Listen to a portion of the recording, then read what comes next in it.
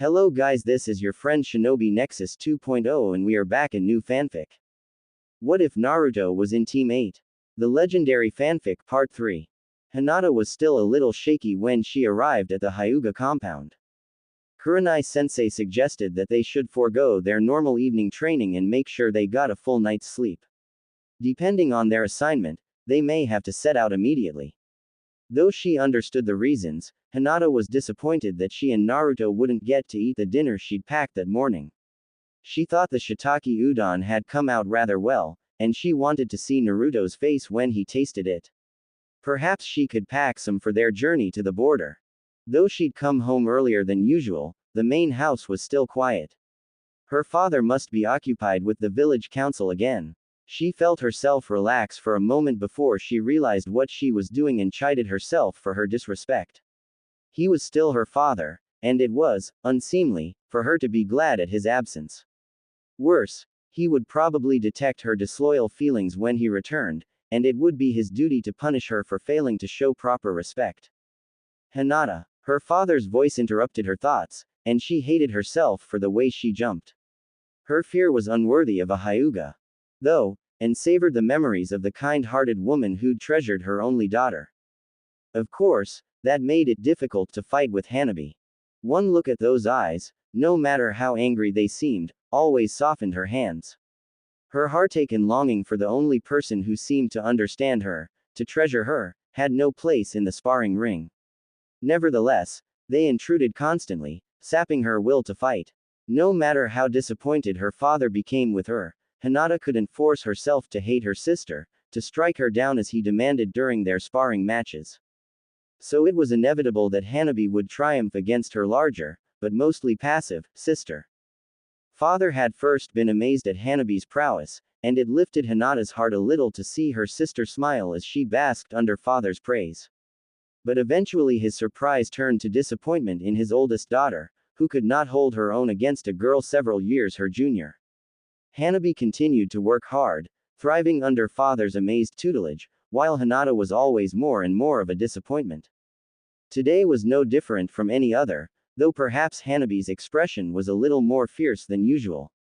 Hinata briefly wondered about this, before her father's voice derailed her train of thought. I am to understand, he said in a low voice, if certain members of Anbu are to be believed, that you played a role in the capture of a spy today. Hinata's heart contracted into a hard lump at the patina of frost that overlaid her father's words. She'd thought about telling him herself when she saw him, hoping he would be proud of her. But he'd already heard about it, and did not seem happy at the news.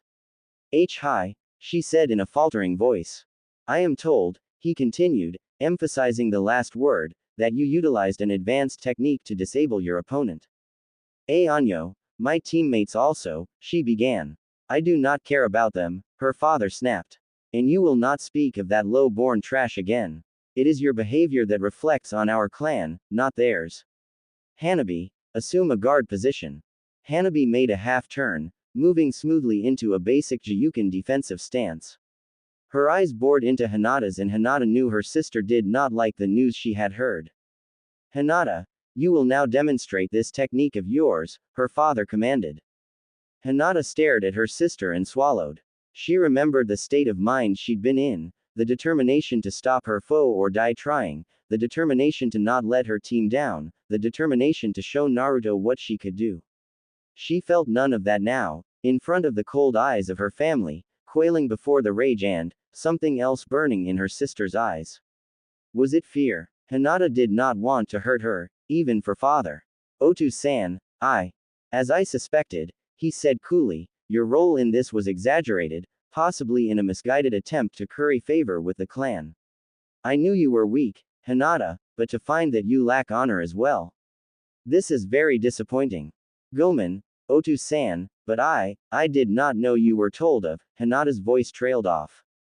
She didn't want to lie, but she also didn't want to have to attack her sister's tenketsu points. Hinata wasn't even sure she could do it now if she wanted to. That moment in the street, she'd briefly possessed a moment of sublime clarity. And now she felt like she was veiled in heavy fabric, closing in her vision, muffling her voice, stifling her breathing. Maybe it was better that her father didn't know of it. Her moment was brief and had now passed. She let out an inaudible sigh and hung her head. Hanabi's quiet snort of contempt was all the more noticeable. Perhaps you did not know of that, Hiyashi allowed. The constriction in her chest loosened a little and she dared look up again. But it is important that you and Hanabi be made aware of the differences between the basic Jiyuken techniques you use, and the truly advanced moves used by those who mastered more of our clan's style. Neji will assist me in demonstrating some of these techniques for you. His eyes hardened. We will take all night if it is necessary. Anyo, Otu-san, Hinata said quickly, tightening her fingers on the hem of her jacket to keep them from shaking. I have been instructed to prepare tonight for a mission of at least a week's duration. The dojo was deadly quiet, and in the stillness, Hinata thought she might have sensed Neji's left eyebrow move a millimeter upward. Her father's voice was as hard as a kunai and would brook no compromise. Then you had better learn quickly, he said in an emotionless voice, that to Hinata's practiced ear carried the overtones of a snarl. Aburame Shino returned home to find his father and mother waiting for him. As it was a little early for his father to be home, he regarded them with a raised eyebrow. Mother, father, he greeted them with a deferential nod. Aburame Shibi regarded his son with a neutral expression, his eyes hidden behind equally dark glasses. One of my colleagues, he said quietly, informed me of your actions earlier today. I see, Shino said. The Anbu were quite impressed, his father continued. Your Kikai Bunshin was apparently flawless, and proved capable of deceiving a Jonin. The direction of your allies afterward was precise and timely, and their positioning above the thoracic vertebrae made quick removal impossible. Our relatives are quite impressed with your skill. More importantly, his mother interrupted, smiling broadly, we're proud of you. Misato was not a typical member of the Aburame clan. This made sense, as she was a kunoichi his father had met on a diplomatic mission to the hidden village of Mist. She was, however, as fascinated with insects as the rest of his relatives, and her, mantis-style, fighting, using twin serrated blades that mimicked the claws of a praying mantis, had evidently intrigued the enigmatic Konoha shinobi. Despite common interests, Misato was different. She actually smiled occasionally, and was far more emotionally demonstrative than the other members of a very reserved and dignified clan. Shino noted that his father neither encouraged nor discouraged these displays of sentiment, but his attention always seemed fixed upon her while they were happening, which was probably enough by itself. From listening to conversations he was supposedly too young to understand, Shino realized that many Aburames were less than sanguine about having one of their clan's most gifted practitioners marrying someone outside the bloodline. However, Shino's rapid development banished their fears, and led to his father raising a mildly sardonic eyebrow and remarking upon hybrid vigor. But Shino had better things to do than bask in his parents' regard, no matter how pleasant. Unanswered questions nagged at the back of his mind, like splinters embedded in flesh, and only answers would give relief. I appreciate your sentiments, but the role I played in the capture was largely peripheral. While I did drain the subject's chakra reserves, Uzumaki Naruto made the original interception and assault, while Hyuga Hinata performed the actual takedown. Your modesty and sense of teamwork do you credit, his father observed. Shino nodded almost imperceptibly. Perhaps. I have been surprised at Naruto's progress in his training, especially with the expectations I had gleaned from others, both in and out of the academy, he observed coolly. As expected, both of his parents flinched a little at the import of his words, and glanced at each other. If you have first-hand knowledge of something, his father said carefully, it is probably better to rely upon that, instead of second-hand observations. My question is the source of those second-hand observations, Shino replied, bearing down on the cause of his mental distractions of late. His mother grimaced and rolled her eyes. I think I'll see about dinner, she said as she left the room, shaking her head. Shino was left with his father, who seemed unusually agitated, for an Aburame, at least. Finally, he sighed and actually grimaced himself, the rare expression curling his thin mustache. There are restrictions placed around certain pieces of information. As a resident of Konoha, I am required to honor those restrictions. In light of your observations these last few weeks, I will allow that the implications of certain facts may have been misinterpreted or exaggerated. You are picking your words with great care, Shino observed. Correct. His father agreed. I am attempting to avoid committing a capital offense. Shino didn't even bother trying to keep his eyebrows from rising above his glasses. Unlike some hidden villages, there were not a lot of laws in Konoha that carried a death penalty. Outright treason could merit such a punishment, but what would that have to do with his teammate? None of this made sense, but it wasn't surprising that he couldn't puzzle out the meaning, not if he wasn't even allowed to see all the pieces. Given what you know, that I do not, he asked, what would you do in my place? His father seemed to relax a little, though an outsider would have been hard-pressed to notice the difference. I would continue as you have, keeping your eyes open. If you perchance discover something unusual, remember what I said about first-hand knowledge being superior.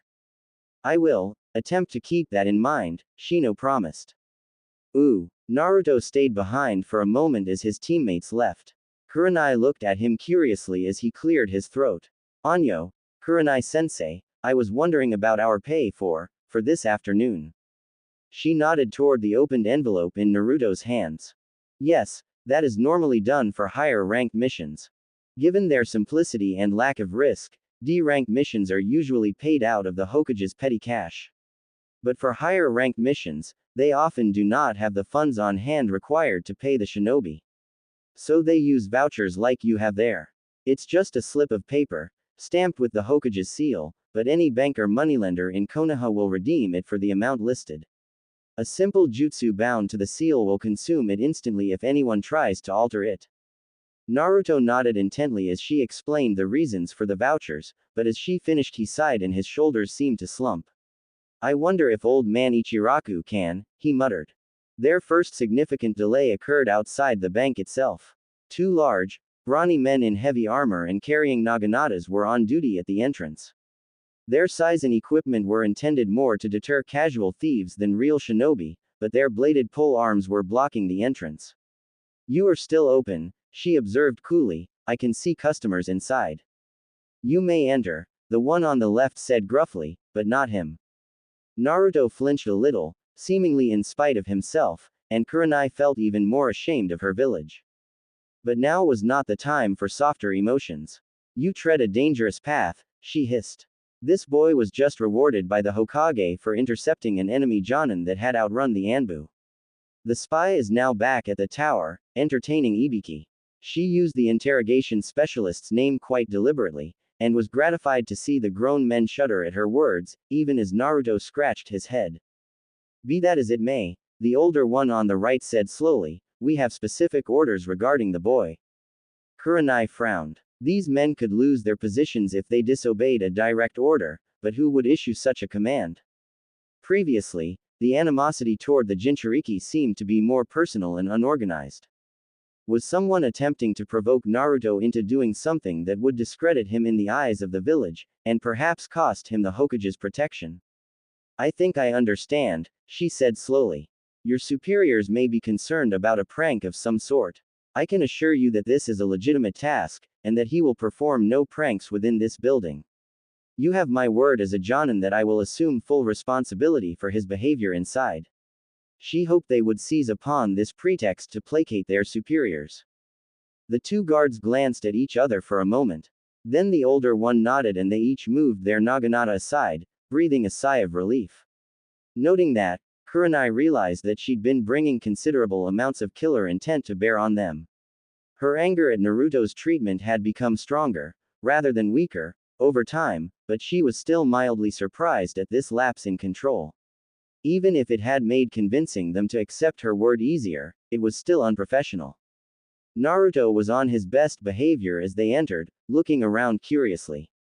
The decor was understated, but a bit nicer than most of the stores he'd likely seen. She guided them toward the counter when the second delay, in the form of the manager, stepped into their path.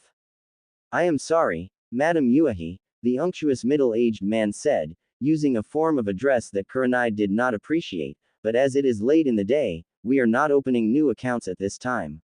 I understand that there is another bank, not far from here, that remains open.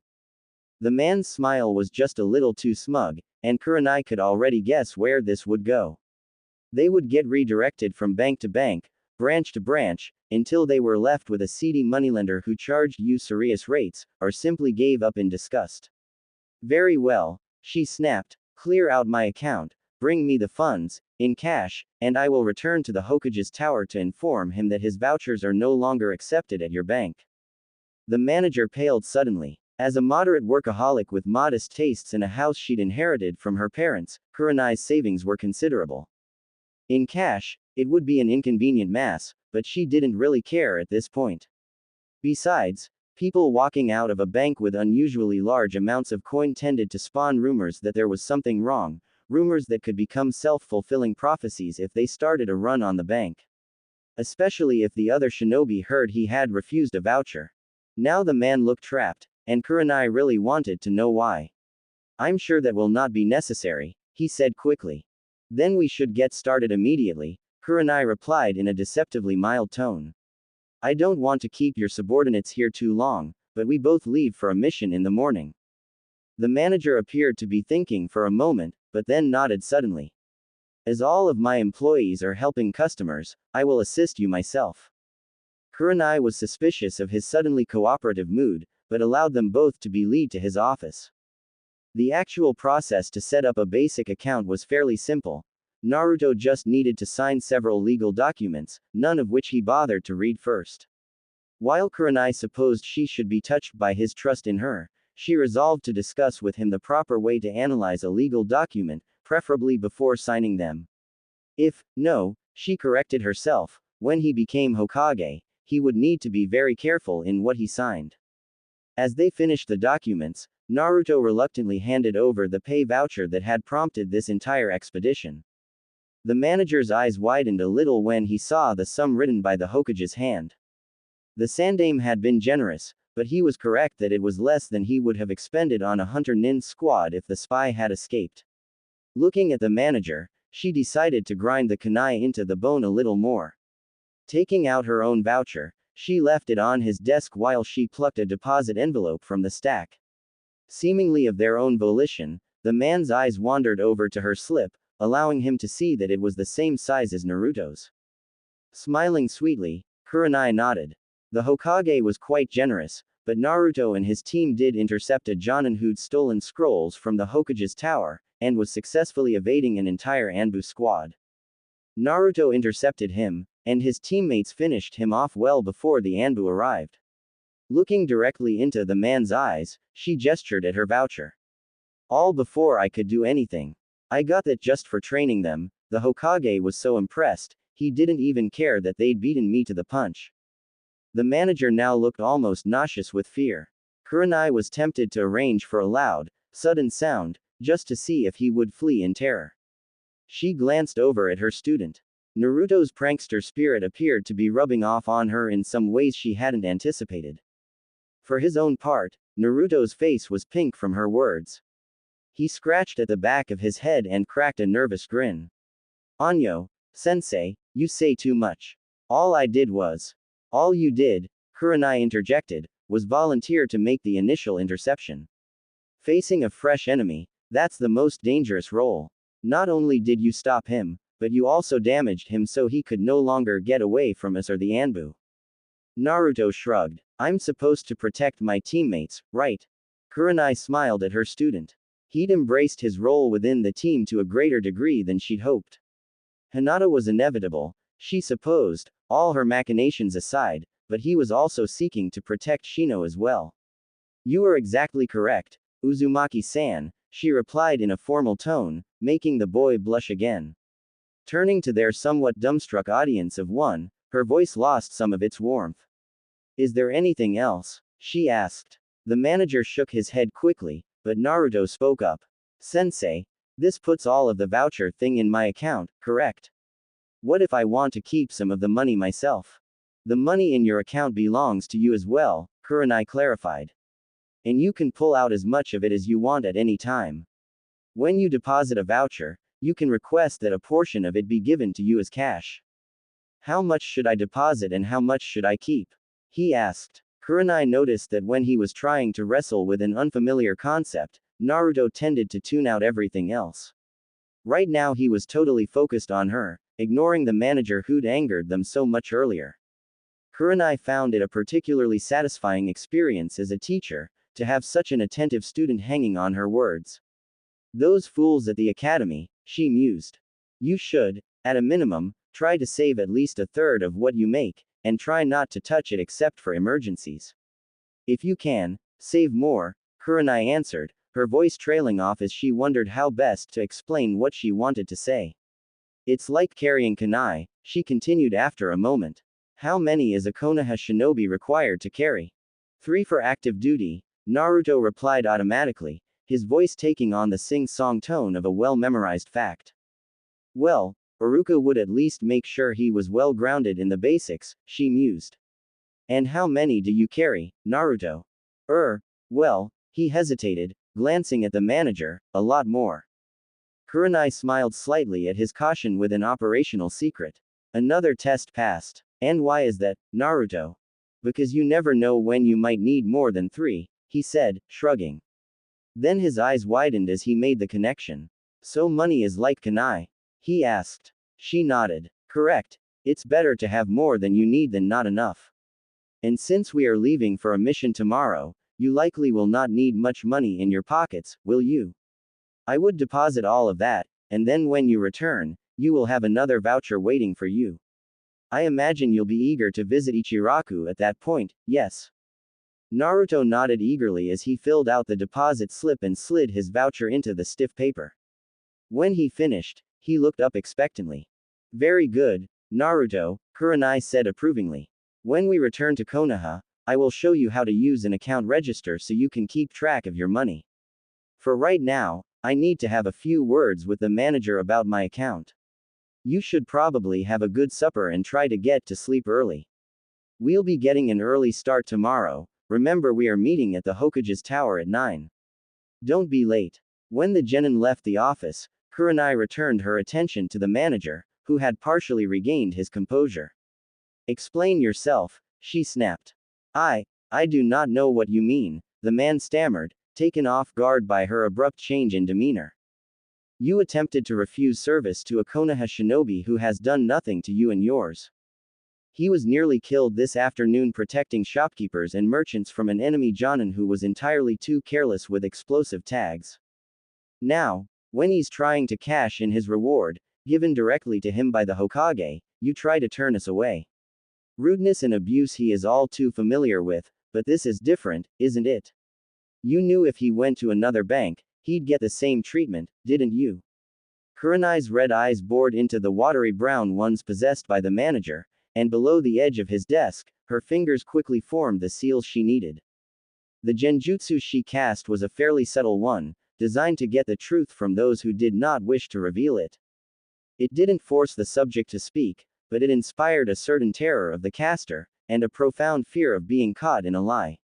Its effectiveness was inversely proportional to the subject's strength of will, making it nearly useless on shinobi, and she knew someone like Ibiki would consider it an effeminate substitute for his interrogation skills.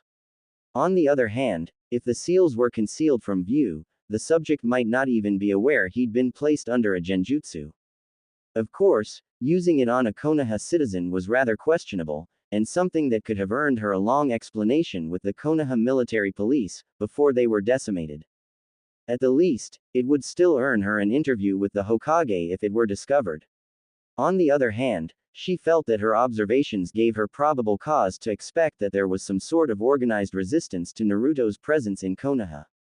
As that was an attempt to subvert the spirit, if not the letter of the Hokage's law concerning the boy, she felt that she could skate on that issue if it came down to it.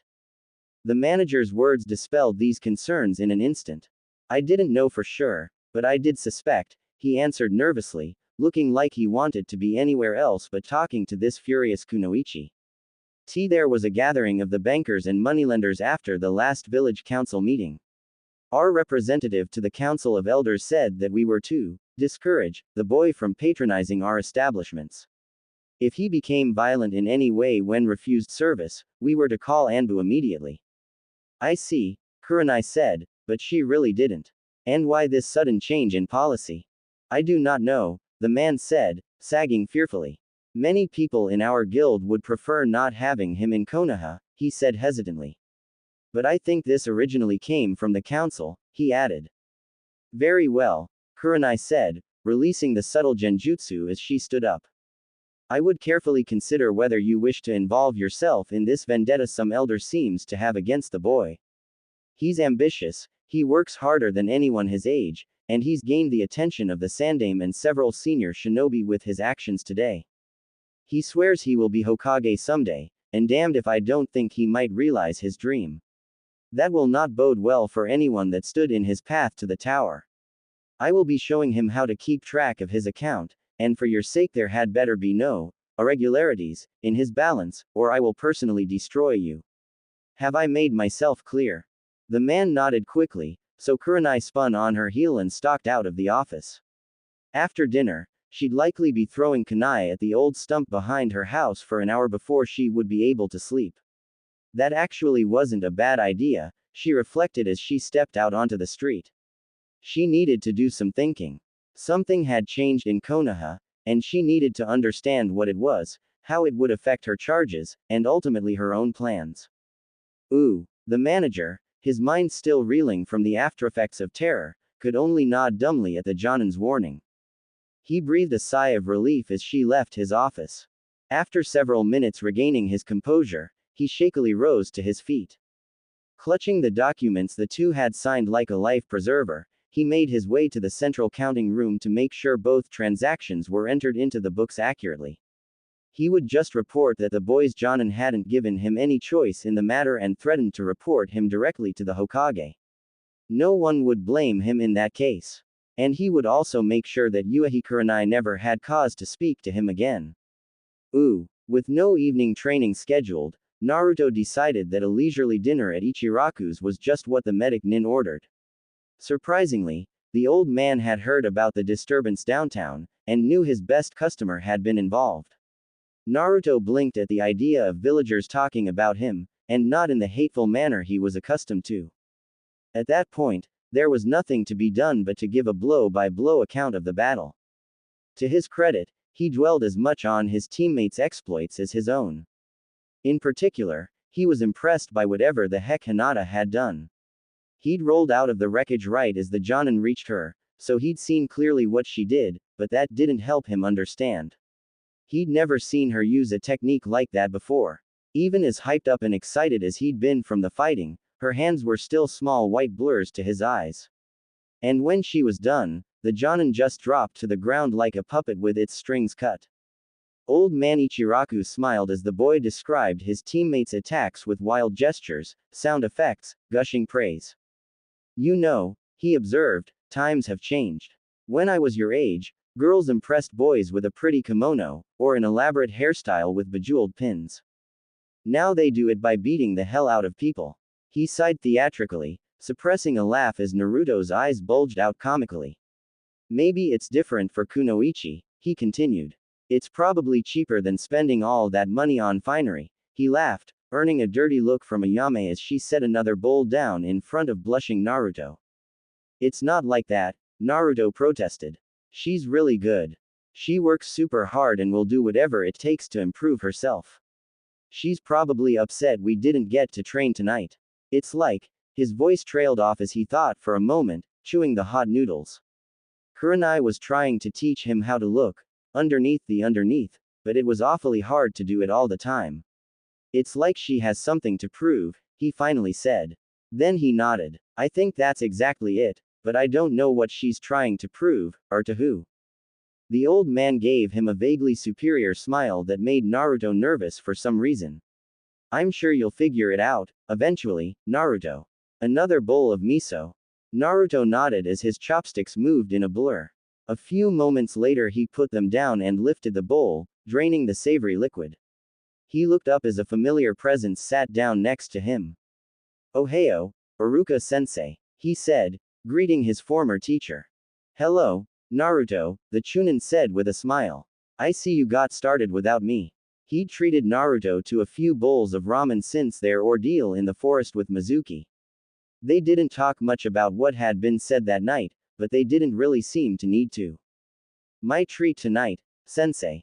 Naruto said happily. Kurenai's lessons on propriety and etiquette were not completely wasted on the genin. He understood that it wasn't appropriate for him to empty Iruka's wallet every time they met. Iruka's eyebrows raised in surprise. What is the occasion? He asked curiously. Naruto shrugged. I just felt like I should pay sometimes. Besides, I got a good bonus today. Oh, Iruka asked. We were coming back from our first D-rank mission, and we saw some Anbu chasing this guy. Naruto's voice lowered as he launched into a retelling of the day's battle, this time using more ninja terminology that Iruka would understand. When he was done, the young man sat on his stool in shock, a bowl of beef ramen cooling untouched before him. I heard that Kurenai-sama had been involved in the capture, but not her genins, he whispered, his voice trailing off. Then his eyes hardened, drawing the scar across the bridge of his nose tight. What the hell was she thinking, letting you fight a jonin? He demanded, suddenly furious. Naruto blinked, eyes wide. He'd rarely seen Iruka really lose his temper like this, not the mock exasperation he used on recalcitrant students at the Konoha Ninja Academy. Sensei, she didn't order us to attack. She was going to have us hide behind a genjutsu, but we were already moving before she realized, he explained, his words stumbling over each other. Then this was your idea? Iruka demanded, but his voice had lost most of its harshness. What were you thinking? He could have killed all of you. Now it was Naruto's turn to frown. Not really, he claimed. It was actually pretty easy, since we'd worked it out ahead of time. Easy? Iruka asked incredulously. You could have been incinerated when those tags went off. Naruto shook his head. I knew that guy liked to make explosions, so if I couldn't get clear, I was ready to do a Kawarimi no Jutsu and swap with one of my cage bunchins. Iruka's eyebrows went up. You can swap with one of your clones? He asked, clearly impressed. Naruto nodded. It's pretty easy, he answered, since we're already the same shape. Yes, but usually the jutsu will disrupt the clone before it can complete, Iruka clarified. Your bunchin must be very sturdy, he observed, frowning. Naruto shrugged. If I'm concentrating the right way when I mold the chakra, it takes a pretty solid blow to destroy them. He nodded thanks to Ayame when she replaced his bowl. He took a big bite of noodles while they were still hot, enjoying the texture while Iruka sat staring into the distance. After he swallowed, he poked his former teacher in the shoulder, startling him. Your ramen is getting cold, he reminded him with a cheeky grin. Besides, everything went according to plan. Plan? Iruka asked as he began eating his ramen. Shino, Hinata, and I worked out ahead of time how we would stop someone who was carrying vital information. I would intercept and slow him down, Shino would drain off his chakra, and Hinata would take him down with her Jiyuken, Naruto explained, smiling. That was the plan and it worked out just right. Iruka shook his head as he swallowed. I still have trouble believing you attacked a Jonin head-on, he admitted. Well, my clones did the first attack, he admitted. This guy wasn't a big taijutsu specialist, not like Guy Sensei or Lee. I understand he was more of a sneaking around guy. He shrugged. If he'd handled my clones like Guy, or even Lee, I'd have had to improvise, you know. Yes, Naruto, but even a Chunin should have been. Now Iruka's eyes narrowed again. You mentioned doing some extra training with Guy and Lee, how much have you been training? Naruto shrugged as he drained the broth from another bowl. 3 hours every morning since the day after I left the academy. Guy explains taijutsu a lot better than Mizuki ever did, he answered, his mouth twisting with distaste at the mention of the traitor who deceived him and nearly killed both of them. Iruka's eyes had gone wide. How do you have time to train with your team, or do missions? He asked incredulously. As Naruto matter-of-factly explained his daily routine, Iruka's ramen was left untouched as his eyes grew wider. When he was done, the Chunin stood abruptly, excused himself and left. I'm sorry, Naruto, he said, I just remembered something I forgot to do, and I need to take care of it immediately, he explained. Thank you for the ramen. He marched off with an angry expression on his face that confused Naruto. Then the blonde-haired boy shrugged and ordered a bowl of pork ramen. He needed to fortify himself for a very long period of ramen-less patrolling. Ooh, Kurenai managed to vent most of her frustrations on an unoffending stump in her backyard when she heard the bell at the front gate to her property. The cottage on the outskirts of Konoha was fairly modest. Her parents were middle-class merchants before they were killed in a fire while staying at an inn, so it only took a few moments for her to walk around to the front.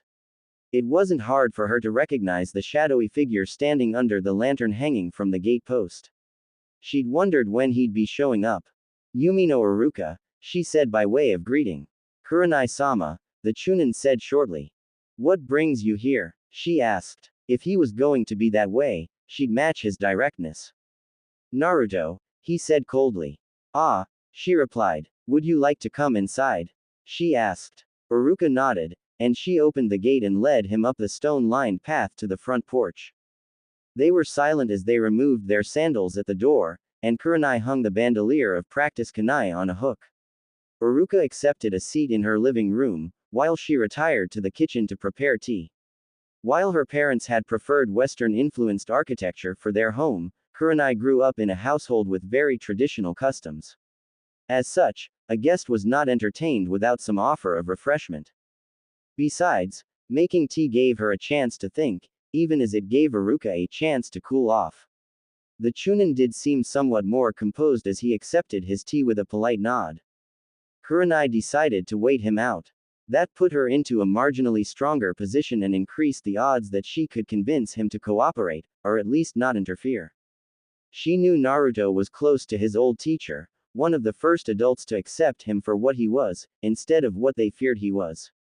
Her interview with the man shortly after her team was assigned revealed that his feelings for the boy were genuine, and not feigned. But, he was also a worrier. He knew Naruto had not received the best training at the Konoha Ninja Academy, and practically begged her to take it easy on him, and not expose him to undue risks. Knowing this, she knew he could not have been happy with Naruto's involvement in the skirmish earlier that day. Kurenai knew she needed this man on her side, with regards to Naruto's training and development.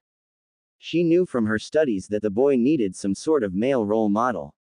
The Sandaime was far too remote to serve in that role, and Iruka was far more suitable than Maida Guy. If she could not convince him of the rightness of her actions, his influence on Naruto would act counter to hers, perhaps sapping the boy's determination to succeed, and she could not have that. So she waited, observing his demeanor from the corner of her eye, and silently marshaled her arguments. "Naruto treated me to dinner tonight," Iruka began. He was quite proud of himself after he and two other genins fought a jonin. His emphasis on the last word made it sound like a particularly vile epithet. "They nearly stopped my heart when I realized they were not behind me," Kurenai admitted in a wry voice, visibly startling Iruka. "Like you," she continued, "I did not think they were ready for such a challenge. Usually, when I have those thoughts, I am quickly proven wrong, but I would not casually gamble with their lives. They were already moving to engage before I could stop them." "I see," Iruka murmured. "I am glad that you were not encouraging them to take such risks." But when I asked Naruto why he was so confident, he mentioned his training schedule. "Is there a reason to work the boy so hard?" Kurenai nodded. The question was valid, and she needed to answer it if she wanted the Chunin's support. "What would he be doing if he is not training?" Iruka started to answer, but then stopped. Kurenai knew that most genins liked to spend time with their families, or with their friends. But Naruto didn't have the first and possessed very few of the latter. It was no wonder he'd begun pulling pranks, he'd had no other way to occupy his time. Iruka sighed and changed his approach. "Aren't you afraid of burning him out with all this?" Kurenai nodded. "If he were any other genin, I would say yes in a minute. But for the first time in his life, he has people explaining things to him, showing him exactly how to do things, and he is seeing daily progress instead of redoubled frustration." She held up her hand as Iruka scowled and opened his mouth. "I know you actually tried to help him, but you were only one of many teachers, in a place he'd already learned to associate with boredom and ridicule. I'm amazed he learned as much from you as he did, under those conditions." Iruka nodded slowly as he seemed to consider her words with care. "But will making him stronger really make him happy?" he finally asked. Kurenai let out a sigh of her own. "I hope so," she said with a bit more candor than she'd intended. Uruka's unexpected open-mindedness prompted a more frank response than she might have preferred. But trust was a two-way street between shinobi. It had to be given as well as received.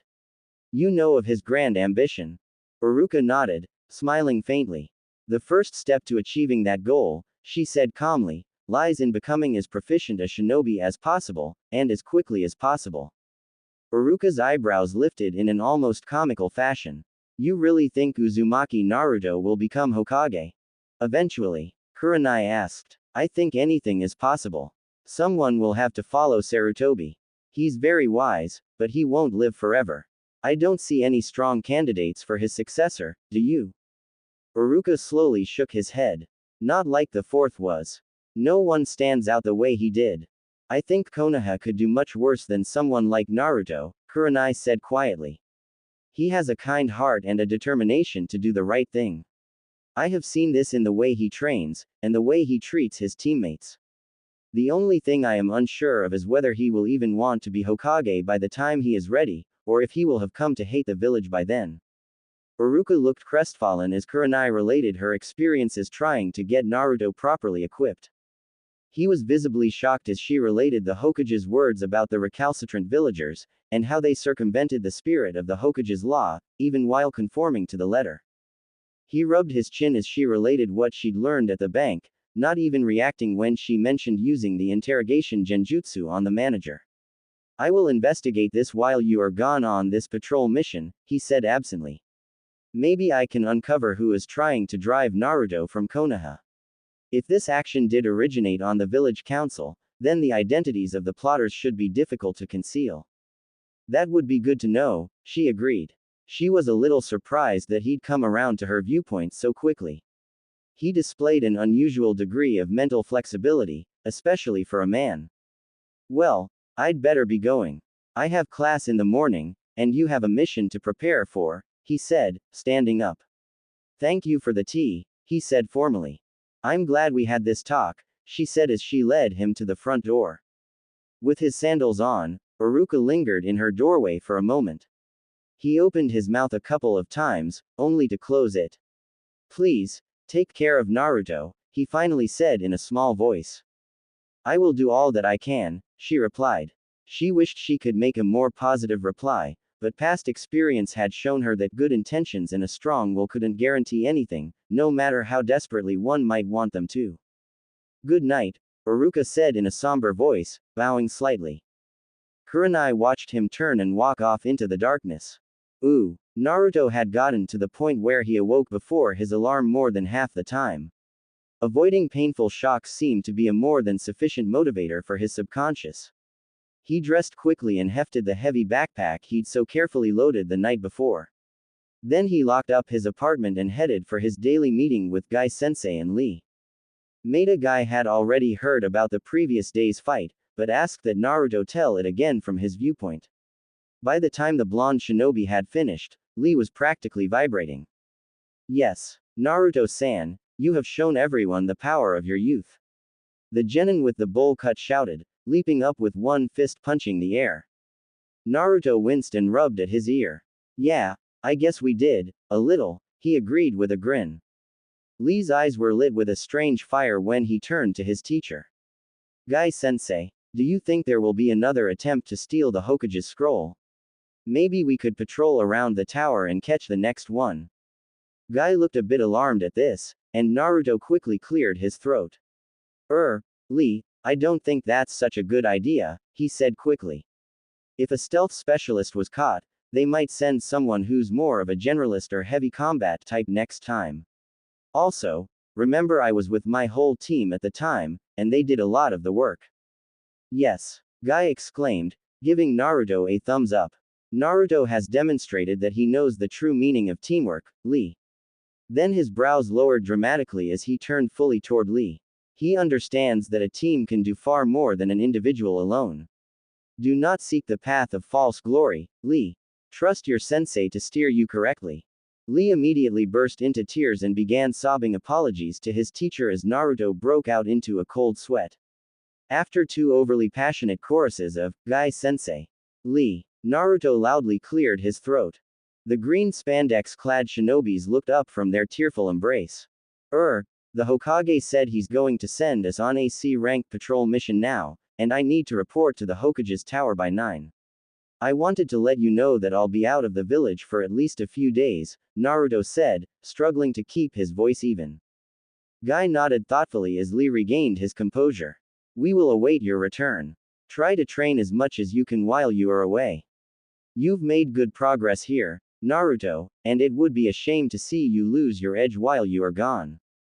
Naruto barked, "Hi," and made a quick bow to the man who, however odd, had nonetheless demystified taijutsu for him. Guy smiled at the genin. I understand that you may have a long journey, so we will do something different today.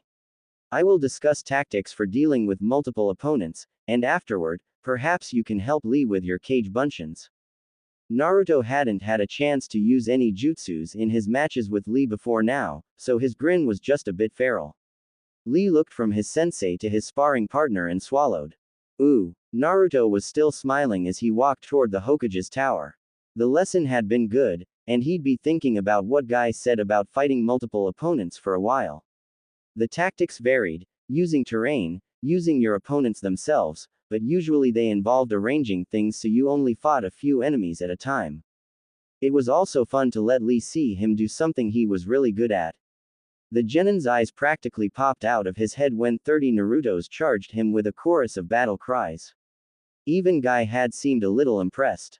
According to him, Naruto coordinated exceptionally well with his bunshin. Naruto enjoyed the praise, but tried not to let it go to his head.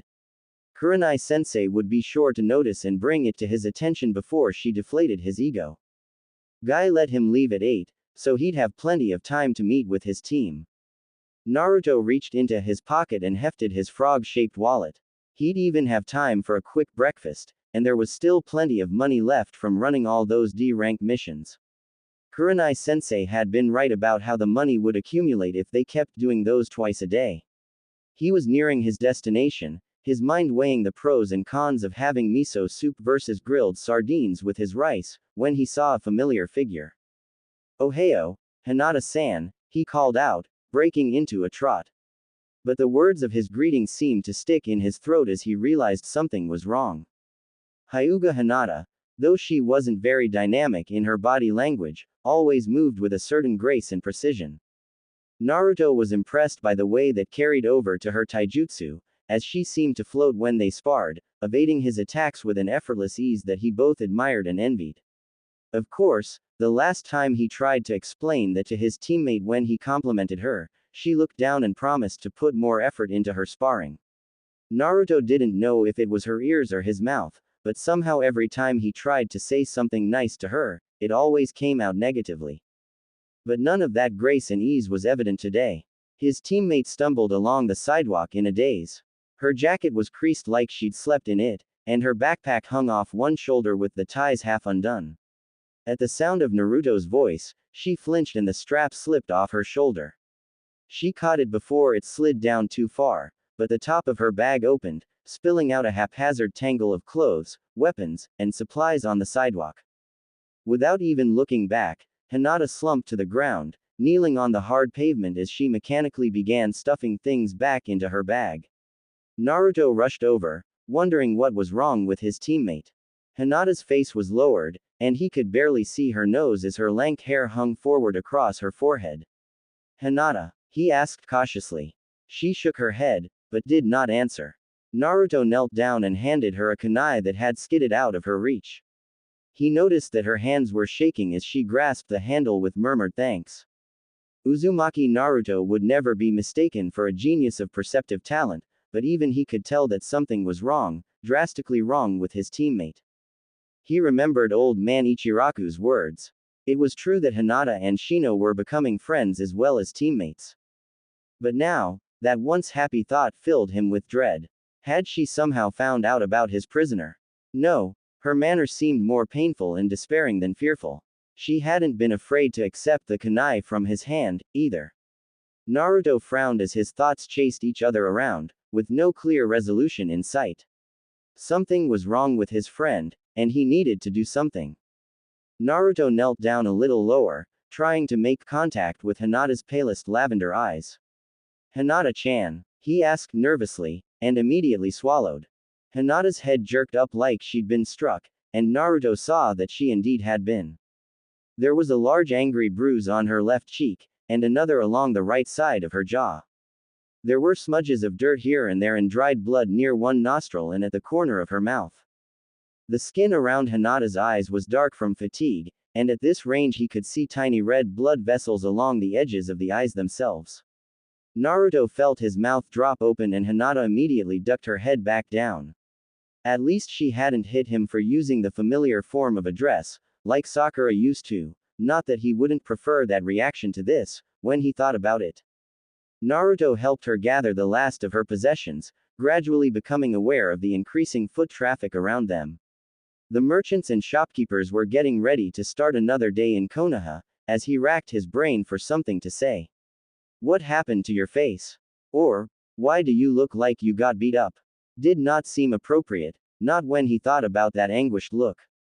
Hinata stuffed everything back into her bag, and painstakingly redid the ties, even though her fingers still shook a little. Naruto fidgeted uncomfortably while she did this, looked around, and stuck his hands into his pockets. Touching his frog purse reminded him of his earlier debate. Nay, Hinata, have you had breakfast yet? He asked cautiously. She shook her head, but did not speak. Come on then, he said, in what he hoped was an encouraging tone of voice. Ichiraku's is on the way to the Hokage's tower, and we still have plenty of time. Hinata's shoulders slumped, but she began trudging forward. Seeing her like this made Naruto feel anxious, almost sick in a way. Not the expired milk kind of sick, but unsettled. Tell you what, he said suddenly, trying to sound cheerful, since I made you spill out your bag, I'll buy you breakfast. Naruto, you don't have to do that, she said, her voice little more than a tired whisper. There was a dead, defeated undertone to her words that Naruto had never heard from his teammate before. He didn't know why, but he found that even more alarming. After all those times you fed me dinner. He scoffed, trying to maintain a jocular tone, I think I owe you more than a few breakfasts. Seeing no reaction to his words, he leaned toward her and dropped his voice to a conspiratorial whisper. He didn't want anyone to overhear his next words. Actually, it's not fair even then. Overall, I think you cook better than old man Ichiraku does, but don't tell him I said that. He hissed dramatically. Hinata stumbled a little when he said that, and Naruto automatically reached out to steady her elbow. His fingers barely brushed her upper arm, but she flinched away like he'd struck her. He saw her lips press together as she tried to bite back a hiss of pain. Hinata, are you okay? He asked before he could stop himself. She nodded, and then spoke when her breathing returned to normal. I had training last night, she said. It was very strenuous. Anyo, Naruto said, didn't Kurenai-sensei say to take it easy and get to bed early last night? Hinata nodded. This was a special family training session. Father had something he wanted me to learn before I left. Really? Naruto asked eagerly. Is it a new technique, or a special jutsu? Can you show me next time we practice? He figured anything that tough to learn had to be pretty spectacular. But Hinata just ducked her head down until she was almost completely facing the ground.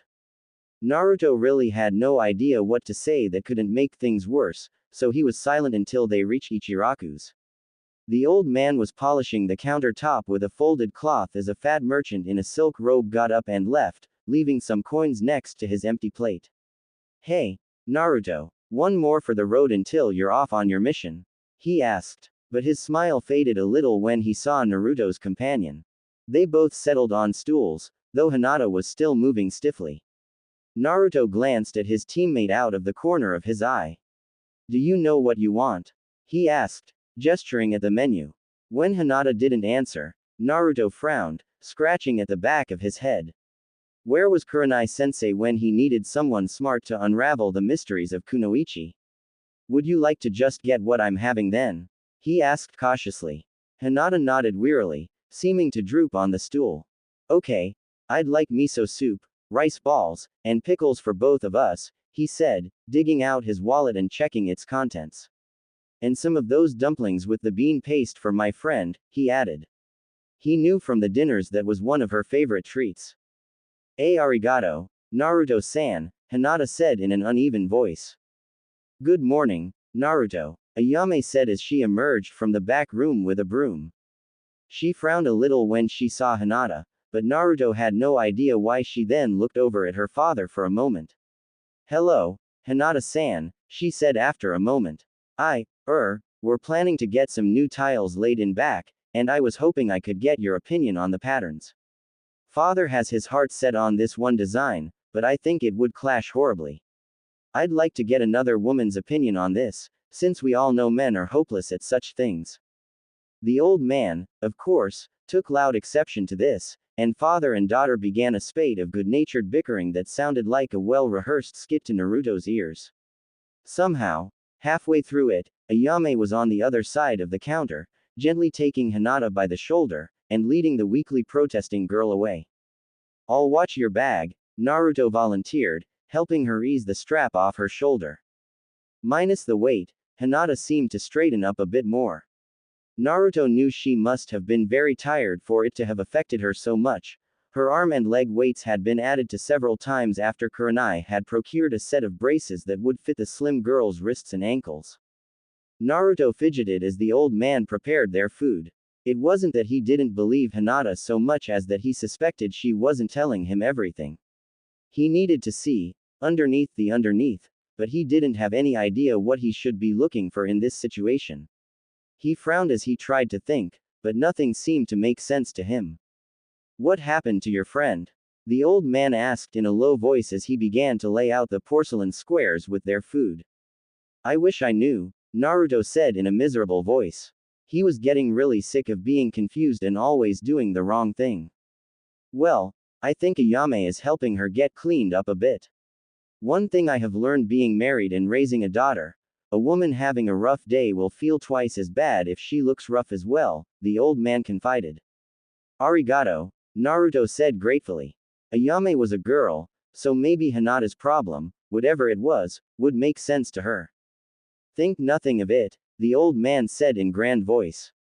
A good chef knows to take care of his regular customers. Besides, he added, you kids are good people. If I could make a living just cooking for shinobi, I'd ban those cheap, whiny, self-satisfied merchants from here in a minute. Just don't tell them I said that, at least until I retire. The old man's rant brought a smile to Naruto's lips, and he began to relax a little and had a sip of his tea. A few minutes later, Ayame's voice came echoing from the back of the ramen stand. I think you are right about the patterns, Hinata-san. If we use that design, but reverse the colors, it won't look so bad, and it won't overpower everything else. When she led the girl back around to the front, even Naruto could see the changes. Hinata's hair was a little damp, and had been recently brushed. Her face was clean, and the bruises seemed much fainter than they had earlier. While she still had dark circles around them, her eyes didn't seem to be as red, either. When she sat down, she still wouldn't meet Naruto's eyes, but she didn't seem as beaten down as before. Her eyes darted toward Naruto's chopsticks, poised above his untouched food, and she ducked her head in apology. Gomen, Naruto, I did not mean to make you wait to eat. Naruto snorted. Kurenai-sensei has been trying to teach me manners. It's hard enough to remember the complicated things, so I might as well do the simple ones right, He smiled at his teammate, but she did not look up. Well, now that you're here. Itadakimasu. With that, they started breakfast. Naruto noticed that Hinata, for once, was eating almost as quickly as he was. He wondered if that special training had made her miss supper, as well as breakfast. He also wondered if he should ask Kurenai-sensei about this special family training, especially if they were going to make Hinata do it right before a potentially dangerous mission. The formerly dormant part of his brain that he'd discovered during their team's first mission planning exercise decided that Hinata was probably at less than 50% of her normal effectiveness. If they ran into problems, he'd have to make sure he was backing her up immediately. As tired and sore as she was, he doubted she'd be able to defend herself for long in a real fight. Fortunately, the food seemed to restore her a bit as well, and she was able to shoulder her bag without straining as they prepared to leave. Naruto left the money on the counter, along with a large tip for Ayame.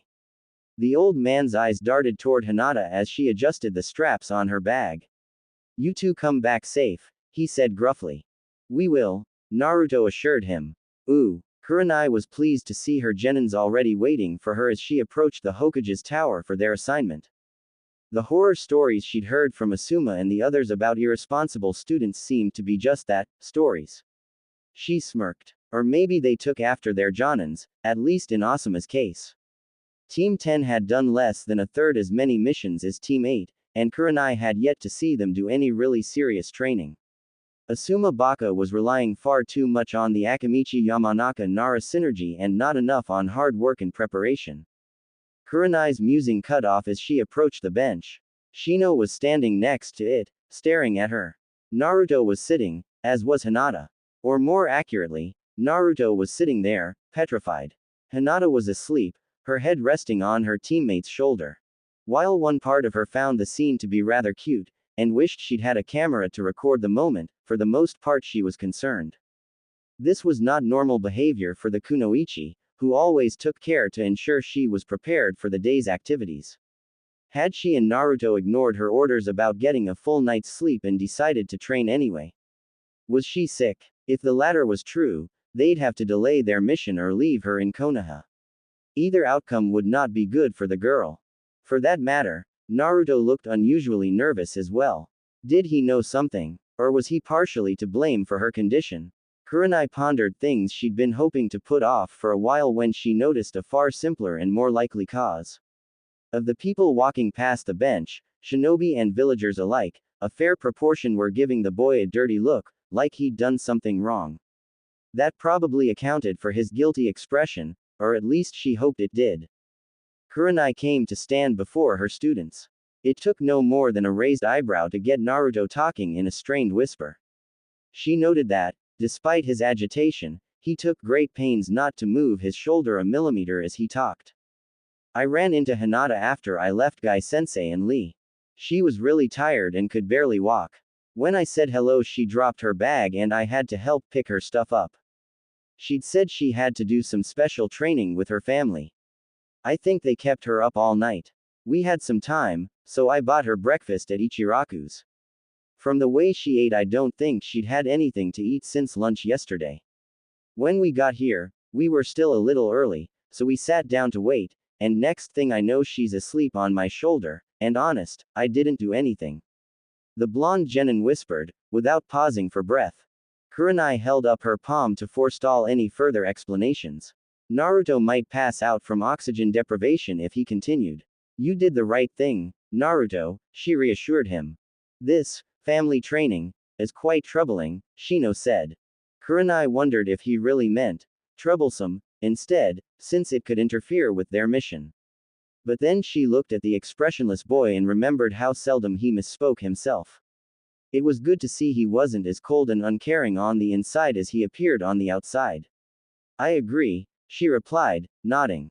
"I hope she isn't coming down with something," she said as she carefully rested the back of her hand against the girl's forehead. The skin was cool at first, but at the slight touch Hinata's eyes popped open and she made a small, indistinct noise as she stiffened. A moment later her forehead threatened to scorch the back of Kurenai's hand as her face was enveloped in a rosy blush. "Gee Gomen," the girl squeaked as she almost leapt away from Naruto and stood at attention. Kurenai smiled down at the girl, even as she seethed inside. Special family training, was it? Hiyashi should have been proud of what his daughter had accomplished yesterday. Was he so personally invested in her being a failure that he'd punish her for attempting to grow beyond it?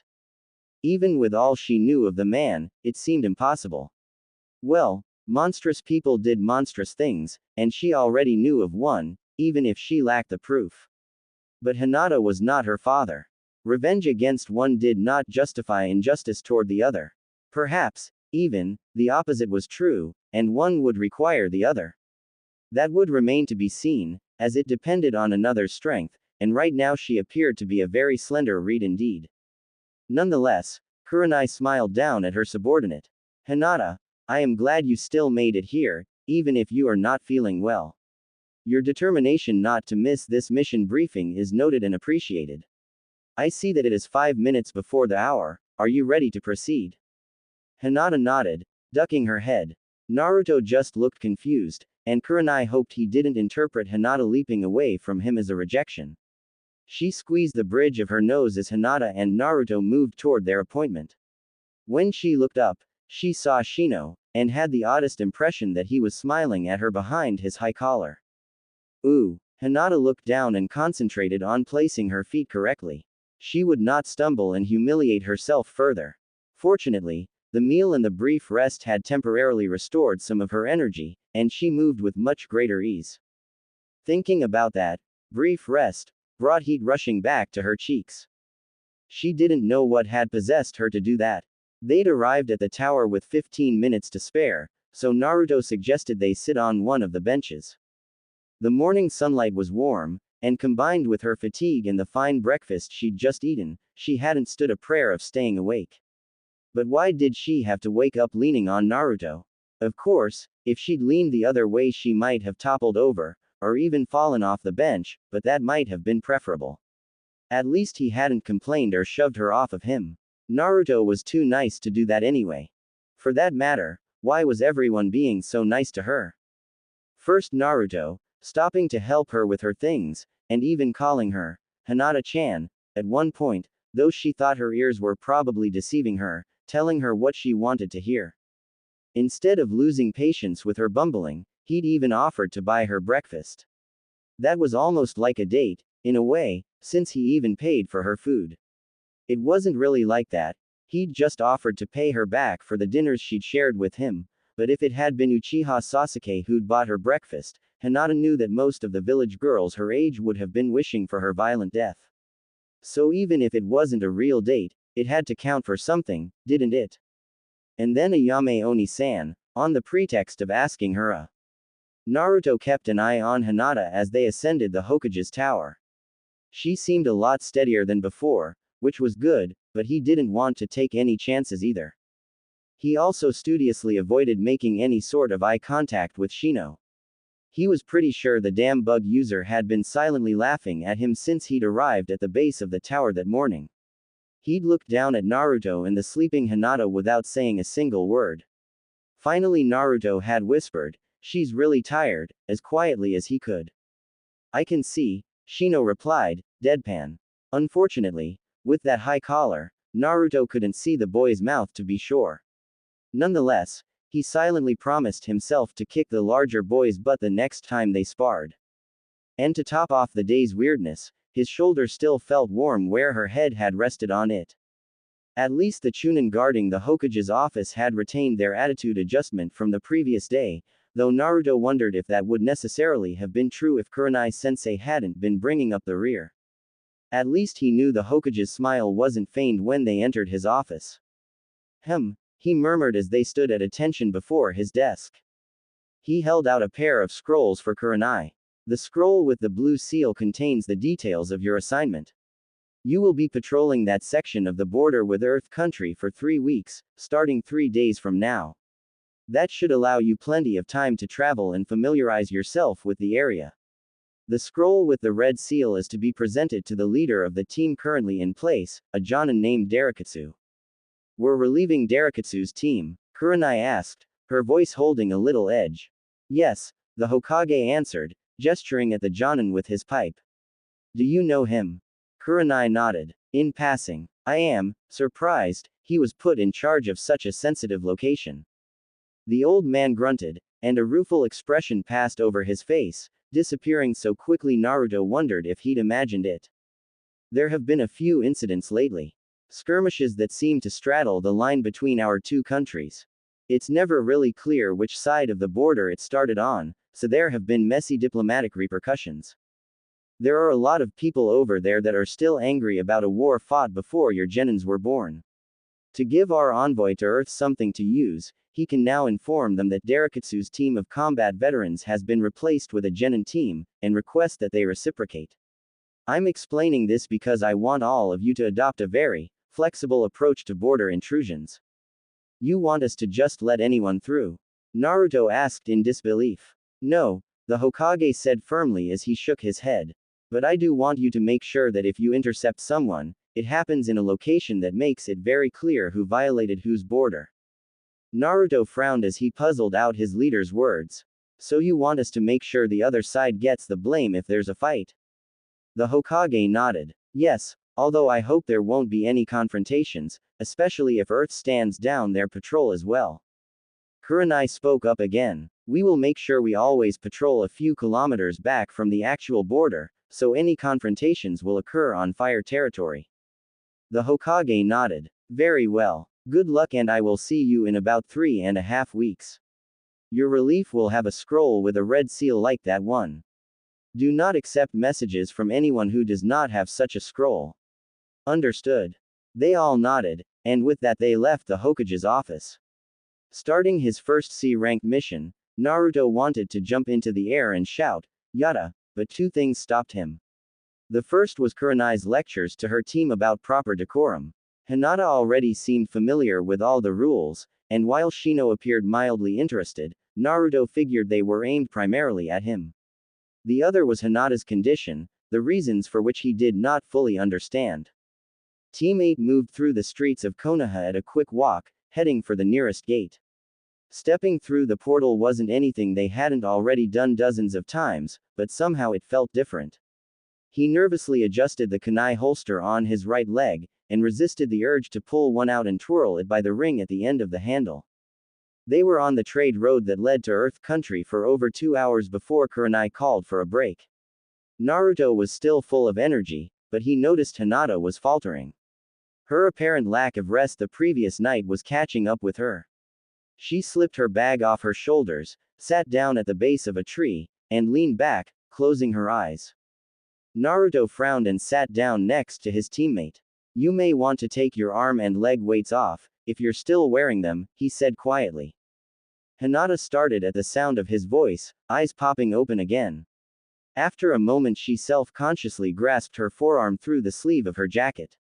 Anyo, that is all right, Naruto. Naruto frowned. But if you are tired, it might help, he said reasonably. Hinata smiled. But then I will just have more weight to carry in my bag. Naruto shrugged. We can stick them in my pack.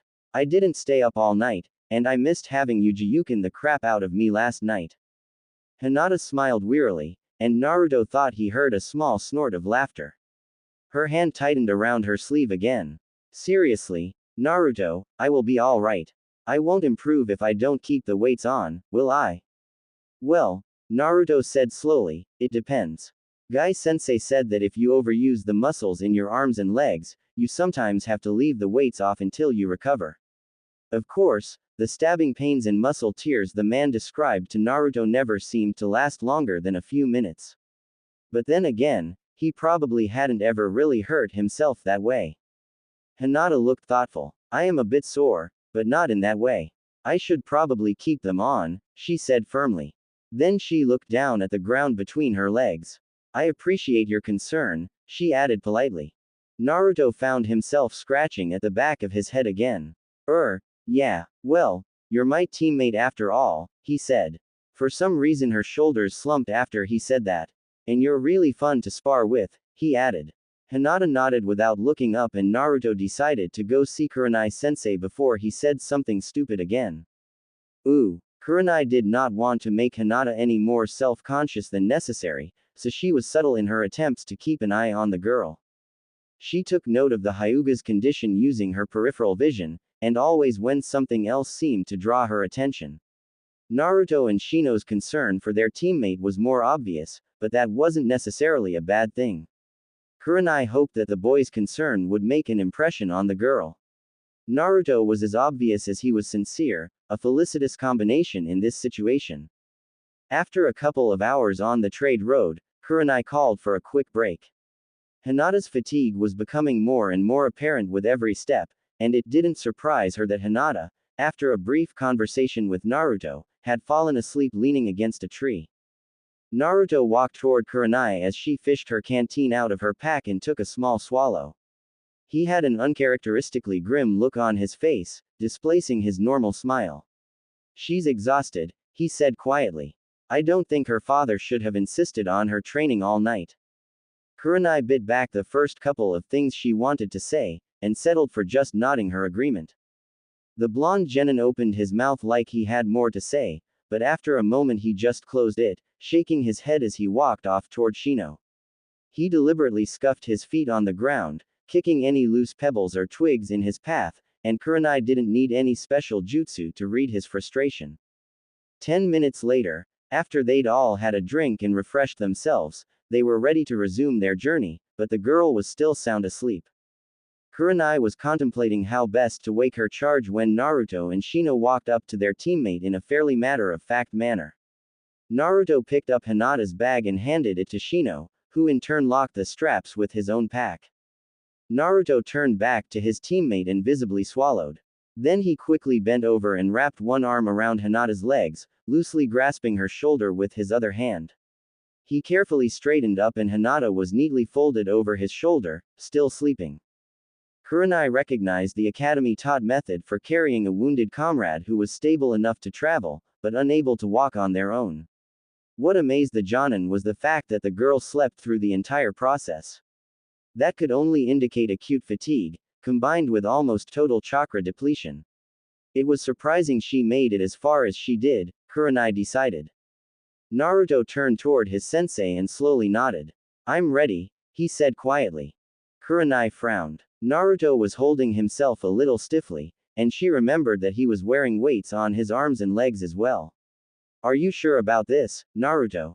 The boy nodded carefully. It'll be good training, I think. Kurenai wondered if he'd been spending too much time with Guy and Lee. Ooh. Hinata awoke feeling painfully stiff. She blinked up at the ceiling wondering how she'd arrived. The last thing she remembered was taking a short break on the side of the road, but now she appeared to be in a room of some sort. Attempting to sit up was a mistake, she immediately realized, as her abused muscles punished her mercilessly. Her body felt stiff as a board, but far more tender. She stifled a low moan. Ah, you are awake, a voice said in the darkened room. Hinata's fingers slowly formed the seals under the coverlet as she whispered, Byakugan. She released her blood limit as soon as she sensed Kurenai-sensei was the only other person in the room. None of that, Kurenai said sharply, making Hinata twitch painfully. Your reserves are still very low, she continued in a kindlier tone. Kindly restrict your chakra usage until you have fully recovered. Gomen, Hinata stammered, her face flushing. Now, regarding this special family training of yours, Kurenai began, letting her voice trail off. Is there anything you'd like to tell me? She finally asked. No, sensei, Hinata replied quietly. Hinata, I put you to bed, her teacher said in a chiding tone. I saw. You were covered with bruises and abrasions. Your chakra was so low, I was amazed you could even move, let alone walk for 2 hours. What kind of training leaves you incapacitated? Hinata opened her mouth to answer, but then closed it. I am not permitted to discuss certain things with people outside my family, she finally said. Kurenai sighed. Be that as it may, you are still a ninja on active duty with the Leaf. As such, you are required to keep yourself in good health, and that does not include letting yourself become disabled when you know you have a mission the next day. Gomen, sensei, I told, Hinata began, but then swallowed her next words. It was shameful to spout excuses for her failures and shortcomings. You told your father, didn't you? Kurenai asked in a shrewd tone. Remember, Hinata, I was there when you left for the academy. Your father makes no secret of his contempt for the other shinobi of the village. Hinata's only response was a choked sound. Do not apologize for matters over which you have no control, Hinata, Kurenai continued in a kindlier voice. Then her voice changed, becoming more formal in tone. But I will require you to refuse any training or exercises that could compromise your ability to participate in our missions. As your Jonin, I have the authority to do that. Your responsibility is to convey that directive to your father if the situation ever arises again. Hinata inhaled sharply at the thought of how such a conversation would go. As if reading her thoughts, Kurenai sighed. I know that will not be easy for you, but if something like this happens again, either you or your father will have to answer for it. If, after explaining my orders, you are still forced, then it will not be your fault. Do you understand? Hinata nodded slowly, ignoring the ache. But the thought of refusing her father filled her with dread. Good. And Hinata, if you ever need to, well, my door is open if you need to talk after we return to Konoha. This inn will be serving dinner soon if you are hungry. Your uniform is next to you on the floor. I'm going to go look in on Naruto and Shino. The door slid aside, and then back, and Hinata knew she was alone. Ooh, Shino was limping slightly as he followed his teammate back to the inn. They were only a day's travel from the border with Earth, so their Jonin decided to spend the extra day at a roadside inn that typically served merchants traveling between Fire Country and Earth Country. Of course, sitting still for a day did not appeal to Naruto. Immediately after breakfast he began urging them to train. Kurenai wanted to keep an eye on the still sleeping Hinata, so Shino followed Naruto out into the woods to spar. Naruto had evidently needed to work out some of his agitation and frustration regarding their teammate, because Shino couldn't recall ever getting the excrement kicked out of him this badly since he'd started at the Konoha Ninja Academy. Fortunately, the blonde genin remembered to pull his punches, so Shino only had some mild contusions to add to his puzzled embarrassment. The boy's speed had increased to a remarkable degree, and the power behind his blocks encounters threatened to knock the larger boy out of his stances every time they clashed. This isn't to say that the bug user hadn't gotten in a few shots of his own, one of which he'd inadvertently landed at full force when Naruto tried to duck under it and go for a sweep. The result was a small mouse under the blonde's left eye, and a throbbing wrist that bothered Shino more and more as the adrenaline wore off. The blow barely fazed his opponent, who merely came to his feet after a backwards roll and nodded acknowledgement of the point. The changes wrought in Naruto's fighting style by his supplemental training were all too apparent to Shino. Gone were the awkward, exaggerated versions of the basic taijutsu stances. Naruto's footing was now sure and his movements exceptionally fluid. His attacks and counters were less straightforward and more circular in motion. Naruto still favored attacking from unusual directions, but his dependence on the terrain had lessened. He didn't hesitate to launch himself into the air for a flying kick, confident that his speed would allow him to complete the move without being caught in the air. Indeed, the one time Shino managed to catch one of Naruto's high kicks, the genin simply twisted in midair and used a scissoring motion to bring his other heel crashing into the side of the Kikai nin's head. The worst part was that Naruto had done all this with nearly half of Shino's colony attached to his back, steadily draining chakra until they let go, replete. That was something he'd rarely seen an individual Kikai bug do, let alone dozens of them at once. The amount of chakra they'd drained from the boy was amazing. The worst part of all was that Naruto didn't even seem to have noticed. Shino frowned at Naruto's back as he followed the boy back to the inn. Chakra reserves that large were rare in a Jonin, let alone a genin. Could it be linked to the mystery surrounding Naruto that his father was forbidden to discuss? His mind worked furiously as Naruto, still energized from the sparring, babbled happily about a dozen topics at once. The only thing that came to mind was his father's words about relying on first-hand observations. Listening to his teammate wonder if Hinata was awake yet and if he could talk the cook into serving ramen, Shino decided to do just that. For now. Ooh. Naruto bounced in his seat as he waited for their food to arrive. Sparring with Shino had really woken up his appetite, especially since he'd actually held his own against his taller teammate. He was also happy to discover that the inn's proprietors, a middle-aged couple who apparently rarely visited Konoha, didn't seem to be aware of his prisoner and treated him so nicely it was a little disconcerting. The wife, who ran the kitchen, kept patting him on the head and saying how he reminded her of her son. She was quite a good cook, and boasted experience in many regional cuisines, so she seemed a little disconcerted when her favorite guest asked for ramen. Normally, she said, such a dish was a bit beneath her talents, but she couldn't seem to say no when Naruto smiled and bowed apologetically with his palms together. Naruto was working on his second bowl, trying to puzzle out the unusual spices the nice old lady had mixed into the broth, when a voice coming from behind him almost made him fall to the floor. Ramen again? Kurenai asked in a disapproving tone. Yeah, Naruto said, ducking his head as he turned toward his sensei. I'm going without for 3 weeks as it is, he continued in a slightly petulant tone. Kurenai sighed. 3 weeks of trail rations and whatever we can gather on our own. All the more reason to eat nutritious food when you have the opportunity, Naruto. Not just bowl after bowl of noodles. I do not think there is any danger of Naruto becoming malnourished at this inn, Shino observed. Not after the breakfast he was served. Naruto turned back and glared across the table at his teammate. You're just mad because Obasan almost swatted one of your bugs when she saw it on your shoulder. The reckless slaughter of innocent and productive creatures is not something to take lightly, Shino insisted in a frosty tone. She might have been more careful in her judgment if she had not been distracted attempting to sat your appetite. Naruto stuck his lower lip out and scowled at his teammate. I didn't ask her to do that.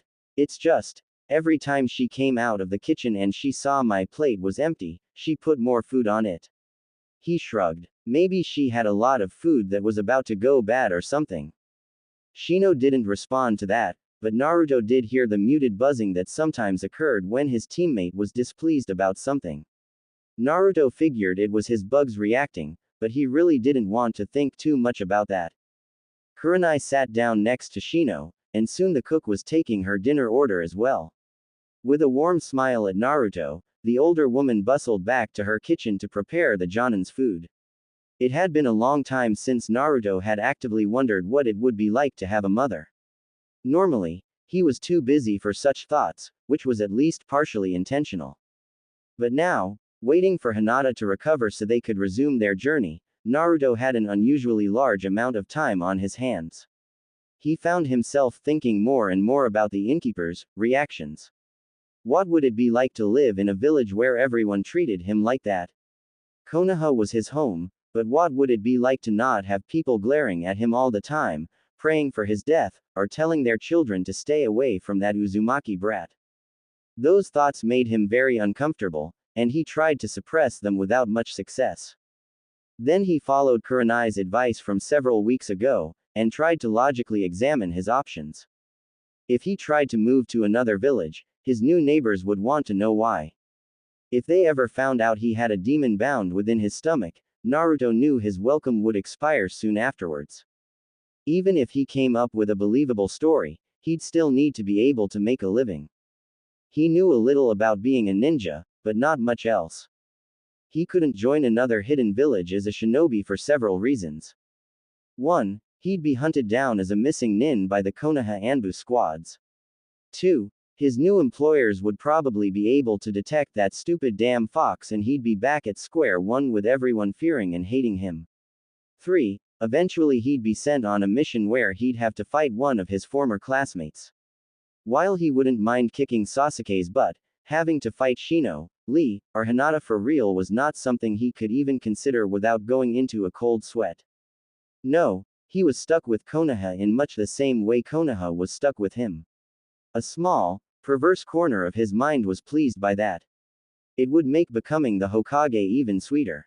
With a smile, he readdressed himself to the oddly seasoned ramen. But after a couple of bites, he noticed that everyone else was staring at something immediately to his left. He quickly swallowed and turned his head as well. Hinata, a little pale and unsteady, was easing herself onto the bench next to him. Naruto almost reached out to steady her, but something made him hesitate. Remembering her insistence that she could carry her own bag and wear her weights despite her exhaustion, he realized that trying to help her might make her feel even more self-conscious. So he refrained, and wondered if he was actually getting smarter about such things. Or was his sudden intuition merely dumb luck? Gomen, Hinata said quietly. You were right, Naruto, she continued in a subdued voice, about the weights, and everything. Naruto just shrugged at his teammate, wondering if something else was wrong. I'm just glad you're feeling better, he said. I missed you. Naruto coughed suddenly as Hinata's eyes widened. I mean, I missed sparring with you. Last night. You know. Like we always do, he added quickly. Hinata just nodded her agreement, looking downward the entire time. Ooh. The next day, they were back on the road again, bright and early. Naruto was still a little groggy and yawned frequently for the first hour. The pallets they'd slept on were far softer than he was used to, so he had trouble sleeping at night.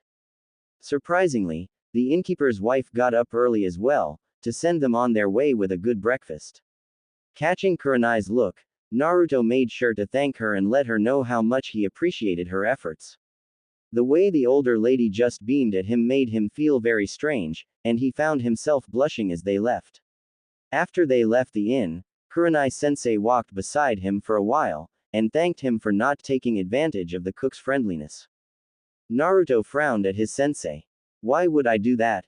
he asked. Kurenai smiled thinly. "Why indeed? She doesn't act like most of the other villagers you've known.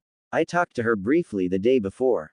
Her son, a boy you bear a passing resemblance to, went to Konoha several years ago to attend the ninja academy." "Really?" Naruto asked. "What rank is he now? Have we met him?" "He died during his Chunin exam," Kurenai answered in a somber tone. Naruto tripped over his own feet. "Oh," he said as he stumbled for a moment. "I will admit," Kurenai continued, "that I was slightly concerned that you might, inadvertently, take advantage of the situation. But aside from asking her to make ramen for you," she continued, making him duck his head a little, "your behavior was entirely appropriate." "I didn't think it was that big a deal," Naruto grumbled. "She did ask me what my favorite food was." Kurenai nodded at that. "As I said, I am glad you did not take advantage of the situation." Naruto scratched the back of his head. "Anyo, sensei, if I do that when people are nice to me, won't that encourage them to treat me like everyone else does?" Kurenai nodded. "Very good, Naruto. You are thinking ahead and considering the consequences of your actions." Naruto found his face reddening again. Kurenai nodded at him, and then turned to speak with Shino. Naruto took that as his cue to speed up a little, so he was walking beside Hinata. A good dinner, during which the nice old lady tried to stuff the weary Kunoichi with as much food as she could hold, and another full night's sleep had restored most of Hinata's energy. She was still moving a little slower than normal, but she was out on point this morning, periodically activating her blood limit to do quick scans of the area around them.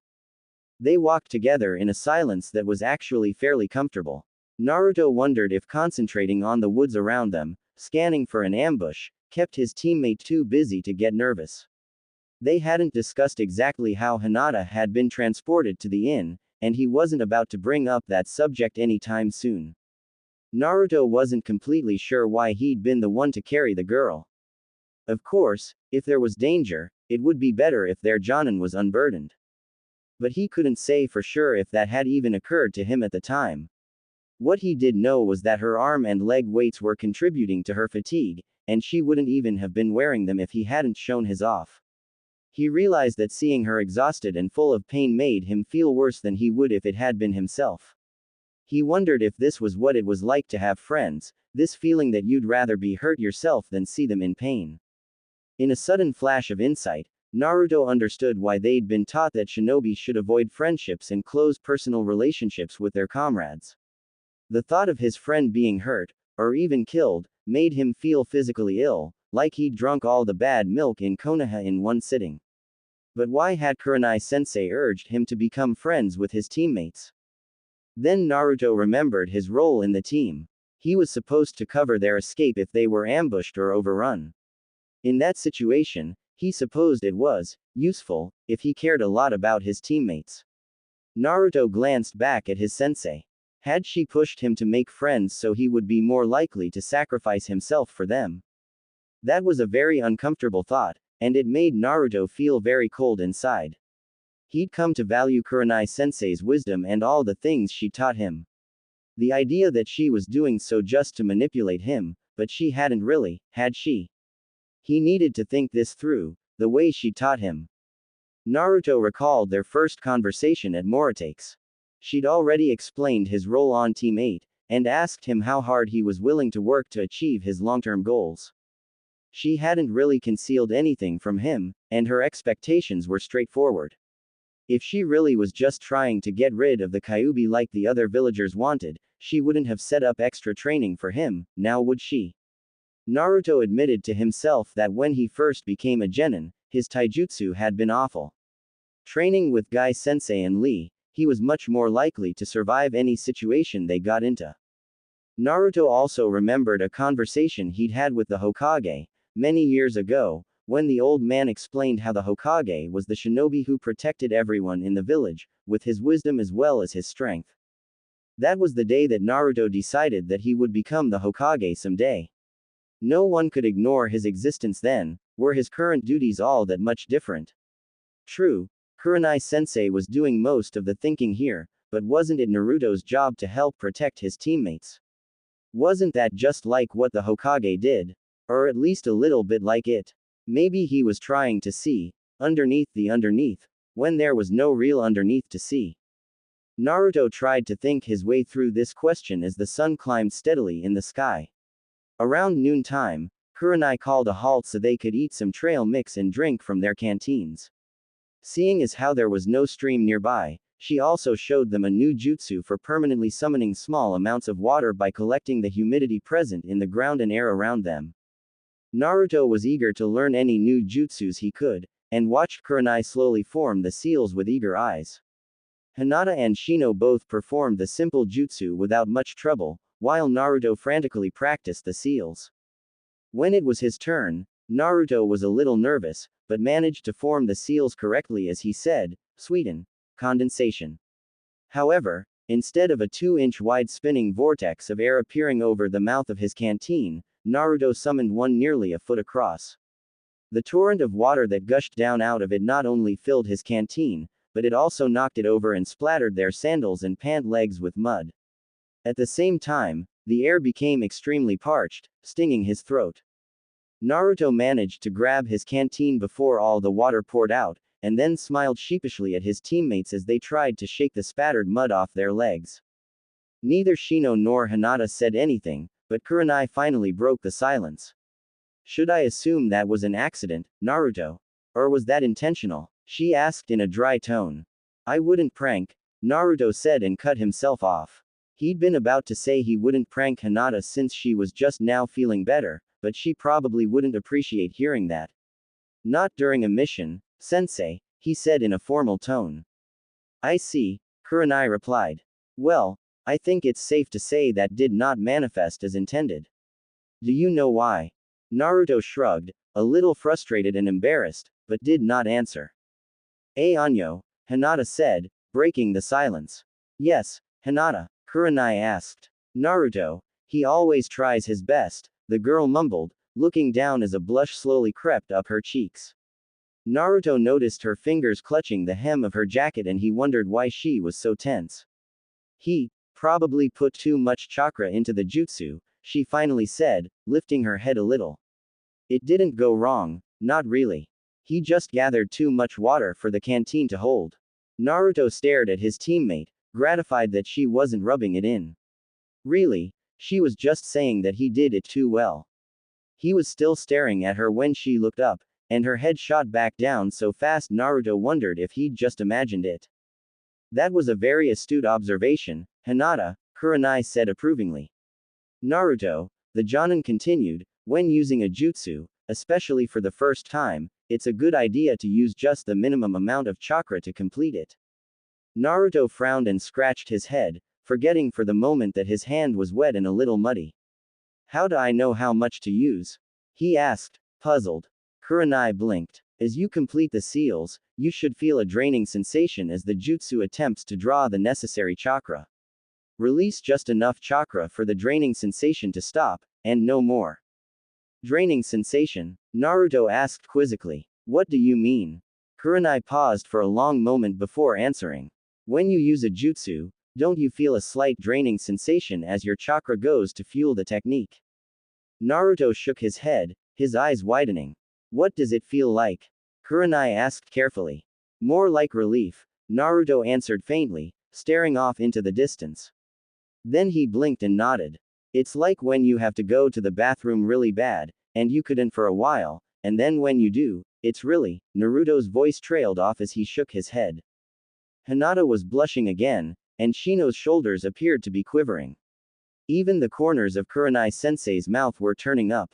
"It wasn't fair. You did ask me what it felt like," Naruto finally said in exasperation. "You are correct, Naruto," his Jonin said with a nod. "While your choice of metaphor is unfortunate, it is also descriptive." You appear to have larger than normal chakra reserves, which would also explain your ability to use Kage Bunshin no Jutsu. While a large reserve is desirable in a shinobi, most do not develop so large a capacity until after they have mastered basic chakra control techniques. You need to practice limiting how much chakra you allow to flow into your jutsus, starting with this one. Water any plants along the roadside that appear to be dried out, and see if you can reduce your effect size until it is comparable to Shino and Hinata's. Naruto nodded, grateful that something useful might come out of this debacle, besides managing to embarrass himself. In the future, Kurenai continued, when we learn new jutsus, I'll try to give you an expectation of how much chakra to use, in relation to this one. She smiled. We wouldn't want you to destroy your clothes with a cleansing jutsu, would we? Naruto laughed at that mental image, and wondered why Hinata squeaked and looked away. Following his sensei's directions, Naruto spent most of the afternoon eroding various spots along the trail. Hinata watched him closely each time he paused to practice over some particularly parched-looking bush. Oddly enough, though, it didn't make him self-conscious. He supposed he was used to her watching him when they practiced chakra control exercises. Since the water walking exercise, he hadn't had too many problems with the red chakra. According to Hinata, she could still occasionally see bits of it circulating through his coils where they ran close to the surface of his skin, but they didn't seem to be interfering as much anymore. Given what he knew about the probable source of the oddly colored chakra, Naruto wasn't sure what to make of that. If the stupid fox was aware of what was going on, it might have figured out that ruining Naruto's training just made it more likely they would both die on a mission. But this was a demon, after all, so he wasn't sure he could ascribe normal logic to its actions. Eventually, Naruto figured out how it should feel when he put just enough chakra into the jutsu. The first time he achieved this, Hinata gave him a broad smile, the first genuine one he'd seen from her since they left Konoha, and he promptly lost control of the jutsu and blasted the poor bush out by its roots. Hinata's face grew so chagrined that Naruto couldn't help but laugh out loud. Hinata looked down again, but eventually recovered and flashed a small grin of her own. You know, Naruto said, as they hustled along the road to get ahead of Kurenai and Shino again, it's nice to be out of Konoha, at least for a little while. Hi, Hinata agreed, nodding slowly. It's one of the nice things about being a shinobi, I guess, he continued. You get to travel a lot, going on missions. Naruto? Hinata asked quietly. Naruto turned toward the girl. Her face had gone very still, and she regarded him with widened eyes. Her mouth opened and closed once, with no sound coming out. Then she swallowed and was able to speak. Do you ever think about leaving Konoha? She asked quietly. As Hinata asked the question he'd asked himself the day before, Naruto felt like he'd been punched in the stomach. He'd hoped she hadn't noticed the villagers' hateful eyes, and the way they acted. Their attitude was a little more subdued around his teammates than when he was alone, and he tried to avoid the meaner adults as much as possible when he was with them. He thought he'd pulled it off since neither Shino nor Hinata had asked him about it. But Hinata's question, combined with the look on her face, told him that she knew all too well what was going on. For a moment, Naruto felt exposed, like he'd been caught coming out of the bath. The blonde shinobi didn't need to ask if his face gave away some of his emotions, because Hinata abruptly turned her head. He understood she was trying to avoid embarrassing him, but the reminder that he'd lost control of his facial expression was unwelcome. Gomen, she said, studying a pine tree that appeared to have been struck by lightning at some point, that is none of my business. You're allowed to ask, Naruto said quickly. I don't know, really. Probably not, he reassured her. Konoha is my home. I can't become Hokage if I leave, can I? Besides, someone has to keep you three entertained with unfortunate metaphors, he added, grinning as she turned back. Hi, she said in a small voice, and seemed to relax a little. Naruto realized she was probably worried about having to break in a new teammate if he ran away from Konoha, which was understandable. Just their luck, they'd be stuck with an idiot like Sasuke who'd be too busy looking cool to actually watch their backs. By the time the sun was setting, Naruto felt like he had a pretty good feel for both the water-gathering jutsu and how to limit his chakra output. Kurenai led them away from the road for several minutes, until they found a small clearing in which they could pitch their tents. Hinata volunteered to gather stones for a small fire while the others ventured into the woods as Kurenai discussed how they would divide up the necessary tasks. With the assistance of Shino's bugs, the three of them found some rabbits for their evening meal. Kurenai showed them the proper way to clean the animals. By the time they'd brought the dressed meat back to their camp, Hinata had a bright but smokeless fire going inside the sunken fire pit she dug with the folding shovel from Kurenai's pack. It was deep enough that the flames would be invisible from more than a few yards away. Naruto was hopeful when he noticed that Hinata also had several handfuls of greenery that she'd collected. He hoped those were spices, because just eating burnt rabbit didn't appeal to him that much, but with the way Hinata prepared things, he might be looking forward to dinner after all. While Hinata tended the herb-stuffed rabbit sizzling on spits over the sunken fire, Naruto and Shino set up the tent they'd be sharing and Kurenai set up a tent for her and Hinata. By the time they were done, it was fully dark, and the appetizing smells were making Naruto's stomach rumble loudly. When they sat down to eat, Naruto was dismayed to see that there was a field ration bar set out for each of them. Kurenai seemed to note his expression, because she was looking directly at him when she spoke. Eat the rations first, then the rabbit. I'm sure Hinata has done an excellent job, if the smell is any indication, but each bar is designed to contain all the nutrients you should need for a day of high activity, she said. I don't want to see any pieces of them left over. We're going to be a long way from the nearest hospital, so we can't afford for anyone to get sick. Hi, Naruto said in a resigned tone. He picked up the bar, unwrapped it, and crammed it into his mouth with little ceremony. He chewed slowly and, with frequent sips from his canteen, eventually swallowed the pasty mess. Then he let out a sigh and picked up the skewer Hinata had stuck in the ground before him. It smelled even better at close range, especially after the offensively bland ration bar. He paused, noting that everyone else was reaching for their skewers, and nodded toward Hinata and said, "Itadakimasu." With a broad smile. The rabbit skewer lived up to his expectations, and he had to resist the urge to gobble it down. Instead, he ate it slowly, savoring the tasty meat. He glanced up at Hinata, who hadn't touched hers yet, and was instead looking nervously at her teammates. Naruto was amazed when he realized she was worried they wouldn't like it. "Hinata," he said suddenly, making her jump. "Hi," she squeaked, and Naruto nearly laughed out loud at the expression on her face. "What did you use on this rabbit?" he asked. "Just some herbs I found," she answered hesitantly. "Did it turn out bad?" she asked, her face falling. No, it's really good," Naruto quickly assured her. "I wasn't really looking forward to dinner until I smelled it cooking." "Naruto is correct, Hinata," Shino added, making Naruto jump a little when the normally silent boy spoke. "It is surprisingly flavorful." Hinata just blinked, and a slow flush crept up her cheeks. "They are correct, Hinata," their sensei added. But then she frowned. "But that does not mean you should always be stuck with the cooking. We should rotate tasks while we are on a mission." Naruto frowned at his teacher for a moment. Then his eyes widened and he turned toward Hinata. "I'll do the wood gathering and water collection when it's your turn if you'll cook when it's my turn," he offered. Shino turned toward Naruto and nodded after a moment's silence. "I will take your turn setting up the tents and hunting," he offered. Hinata's blush grew darker, but Kurenai's voice cut in. "I expected better from both of you," she said in a frosty tone. "Anyo, sensei," Hinata said quickly. "It's all right. I like to cook."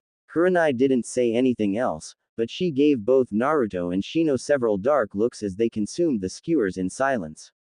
As they finished, Naruto gathered up the plates and utensils, and then bowed formally to the seething Jonin.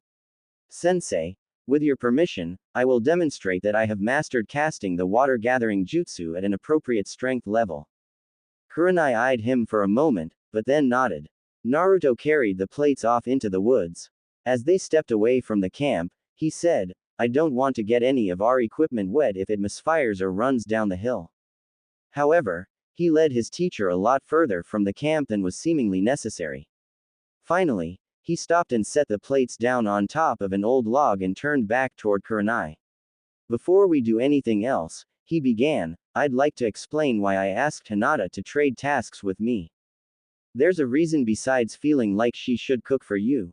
Kurenai asked coolly, or is there something else? I cook for myself almost every day, Naruto said, scowling a little. But Hinata's really good at it, and I think it'll make her feel better. Kurenai looked a little puzzled. Explain, she said. It didn't really sound like a request, either. I'm not really sure why, he admitted, but it just seems to. Maybe because she's so good at it, and she likes to do something she knows she's good at. When we started training together in the evenings, she began bringing these really huge bentos and insisted on sharing her dinner with me. I figured out after a while that she always brought more than enough food for both of us. I never asked her to do it, but she seemed happy when I thanked her. He scratched his head. I'm not sure what happened with her training the night before we left Konoha, but I'm hoping letting her do the cooking will make her feel better. We just need to make sure she knows we like what she makes. Kurenai just looked at him for a long moment. I owe you and Shino an apology, it seems. Naruto just shrugged. But it is true that she'll do a better job than I will, he said, with a small grin. Kurenai smiled as well at his small confession. That was fairly perceptive of you, Naruto, she said approvingly. The boy just shrugged, though his cheeks reddened a little. Maybe, but I'm not perceptive enough to figure out what's going on. There's something wrong, isn't there? He asked. Kurenai took a deep breath. Perhaps, she allowed, but I am not permitted to say. Naruto frowned. I don't know what to do, he finally said. Kurenai thought about his obvious concern for his teammate, and wondered if Hinata had noticed it yet. I think it will come to you, she finally said. Now, you were going to demonstrate your mastery of a certain jutsu. Naruto shook his head suddenly. Hi, he said as he turned toward the plates and spread them out on the stump. Sweden. Condensation. He barked as he finished the seals. A stream of water an inch and a half wide shot out of the chakra vortex that appeared in front of Naruto's palm. Though the stream did flow a bit quickly, it nonetheless rinsed off the plates and utensils without scattering them into the undergrowth. Much better, Kurenai said approvingly. Was it difficult to keep it under control? She asked. A little, Naruto admitted. Is it because of, you know? Kurenai sighed and nodded. I think so. But try to look at this positively. In the long run, I think it will be easier for you to learn to release chakra in smaller quantities than it would be for one of your classmates to build up a chakra capacity like yours. Naruto frowned. I suppose so, he said slowly. Now I need to figure out the appropriate amounts of chakra to release for every jutsu I know. I can help you there, Kurenai assured him. And if you are not overloading them every time you use them, you might find that they will misfire less often. Naruto looked thoughtful as he gathered up the plates. That's why I couldn't make a decent bunshin for my genin exam, wasn't it? But you can produce a horde of kage bunshin with greater reliability because it requires much more chakra, and therefore you aren't overloading the jutsu as badly. That would make sense, she concluded in a thoughtful voice.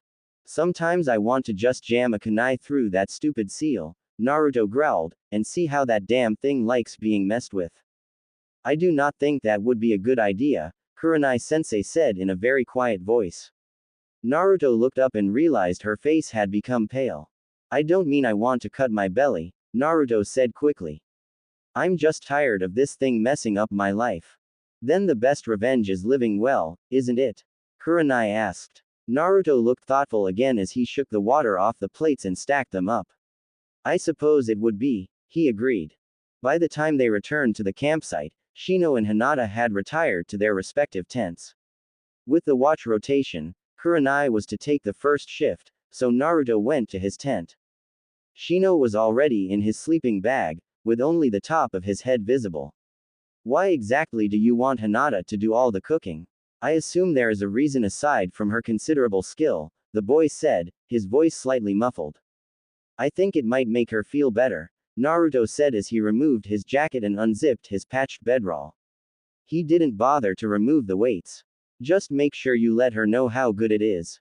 It was unusually well prepared, especially given the conditions, Shino agreed. So this is intended to build up her confidence. Naruto was silent for a moment as he stretched out and tried to get comfortable. I suppose so. Something's bugging her though. That family training thing seems sort of messed up. The Hyugas are a highly respected clan, Shino reminded him. Like the Uchihas were. Naruto asked, thinking about their last encounter with Sasuke. Point taken, Shino agreed. Ooh. The night passed uneventfully, and in the morning they ate the rest of the rabbit. Oddly enough, it was even better cold, and Naruto noticed Hinata blushing a little each time he made a happy sound as they ate. He watched out of the corner of his eye, hamming it up a little, and wondered why he found it so fun to tease the quiet Kunoichi. After they broke camp and resumed their journey, Naruto asked his sensei for another jutsu to practice as they walked. After a moment's thought, she agreed. But only if he could perform the water-gathering jutsu 10 times without a slip. The first time, he failed on the 9th attempt, but after that he was able to produce 10 without a hitch. Kurenai-sensei agreed that he had, indeed mastered the jutsu along with his teammates, and they took a short break from walking while she demonstrated a new technique. Now this is a combat jutsu, she said in a serious voice after showing them the seals. Be very careful how you use it. This was supposedly developed in Cloud Country, by shinobi who were very impressed by the Juyuken techniques. Rather than forcing chakra out of your hands when attacking, this allows you to convert a small amount of chakra into electrical energy, and keep it confined to your hands. If you strike an opponent while this is active, the electrical energy will arc into your target, causing some additional damage. After asking her students some general questions, Kurenai sighed and launched into a lengthy explanation of electricity and how it behaved. Naruto found it a little confusing, but tried to take it all in. After all, he might have to fight someone using electrical attacks someday. So metal armor won't stop it very well, unless it's insulated, Naruto repeated back, and don't use it in water unless I want to shock myself. Kurenai nodded. I can't believe they didn't cover basic physics at the academy. Anyo, Hinata asked, is it that important for shinobi? There is no such thing as useless knowledge, Kurenai said in a very serious voice. Then she smiled. While we walk, I will tell you how a lack of such knowledge caused a Jonin to be defeated by a very junior Chunin. Naruto understood, as his sensei told her story, that she was trying to teach them all something, and probably him in particular. What he didn't understand was why his previous teachers couldn't make their lessons as interesting as she did. He tripped and stumbled twice over ruts in the road, barely catching himself before he hit the ground, as Kurenai described the desperate struggle. When Kurenai's tale reached its conclusion and the wounded female Chunin grabbed her opponent's weighted metallic chain and shocked him unconscious, Naruto couldn't help but leap into the air and cheer in a loud voice. I'm gratified that you found the story entertaining, but does anyone remember what we were discussing? Kurenai asked acerbically. Your opponent was ignorant of the conductive properties of steel, Shino replied, and did not understand that every time he attacked you with a metallic weapon, he was inviting an electrical counterstrike. I did not say the kunoichi involved was myself, Kurenai corrected modestly. You were not. I would find it hard to believe someone not involved in the fight could recall the pertinent details, Shino replied in a reasonable tone. Kurenai inclined her head in acknowledgement, but did not speak further. Naruto practiced the seals as they walked. According to Kurenai, the jutsu required a minimum chakra 5 times larger than the water-gathering one.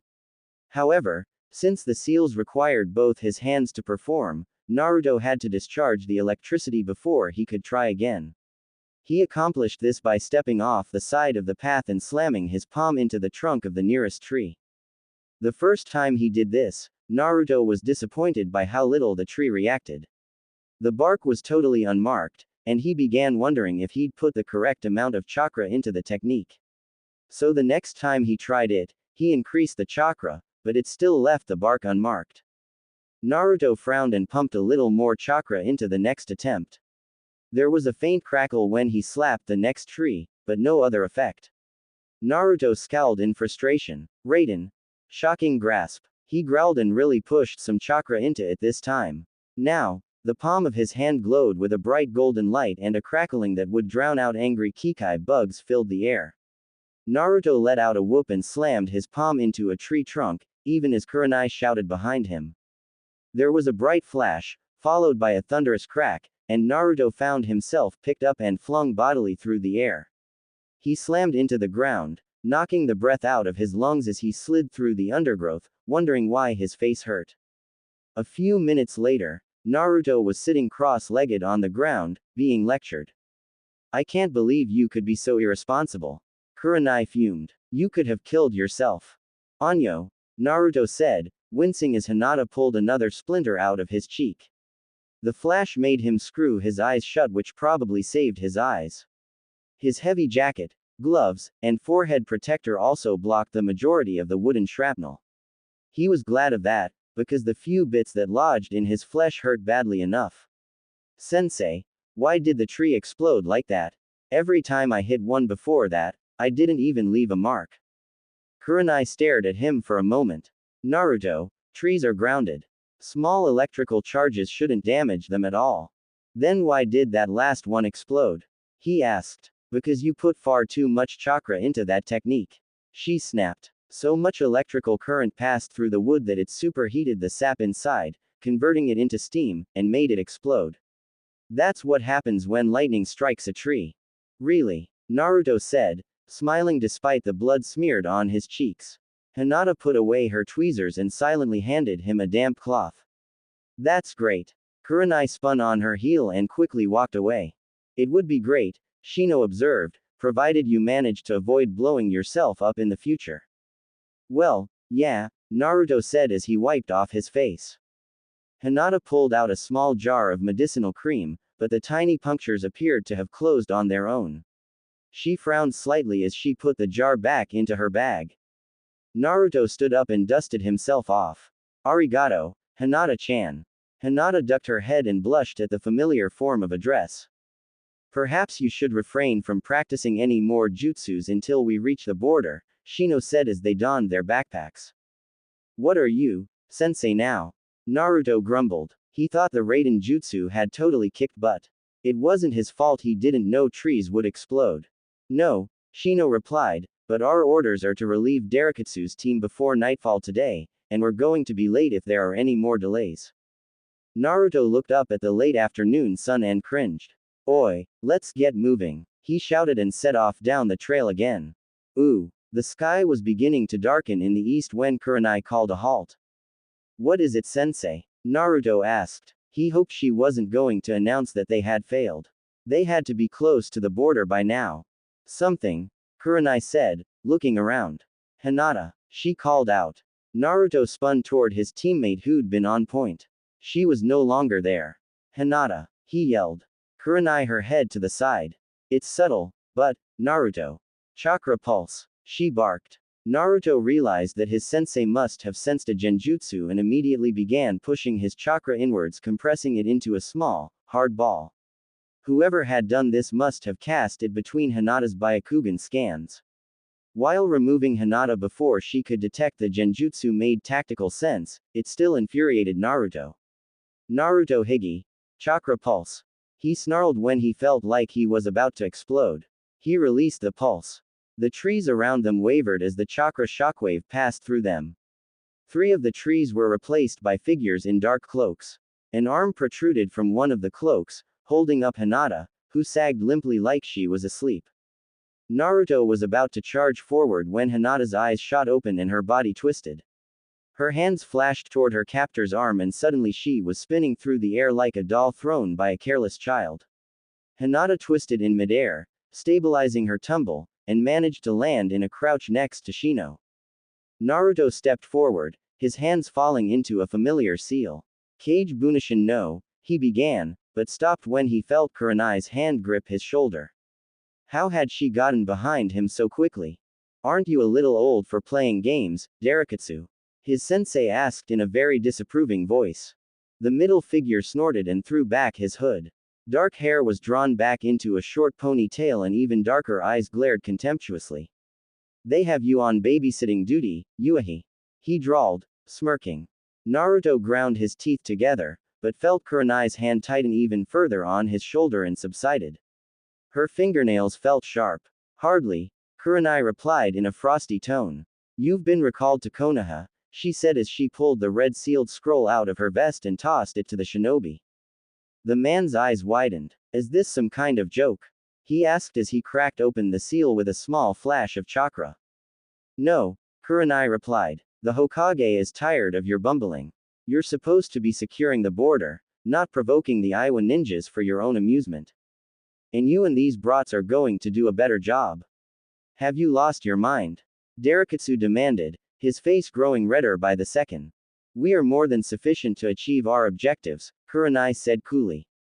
The man snorted. The smallest Hyuga I've ever seen, one of those bug users, and, is that, him? He asked. Naruto felt his stomach drop and he watched his teammates from the corner of his eye.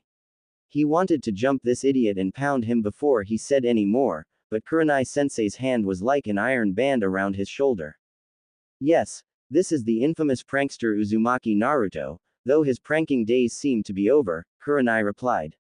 He understands that shinobi are bound by the Hokage's laws, no matter where they are. Darikatsu's eyes narrowed as they flickered from Naruto to his teammates. He turned his head and spat. Fine, we will report to the Hokage. Try not to get murdered in your sleep by some bloodthirsty animal, he said in a sardonic tone. Brand, Chusei, let's strike camp and leave these, shinobi, to their mission. The sooner we leave, the sooner we get some warm sake in us. A wind sprang out of nowhere, causing their cloaks to flap in the mysterious breeze. Then they were gone, with only a swirling torrent of wind-blown leaves to mark their place.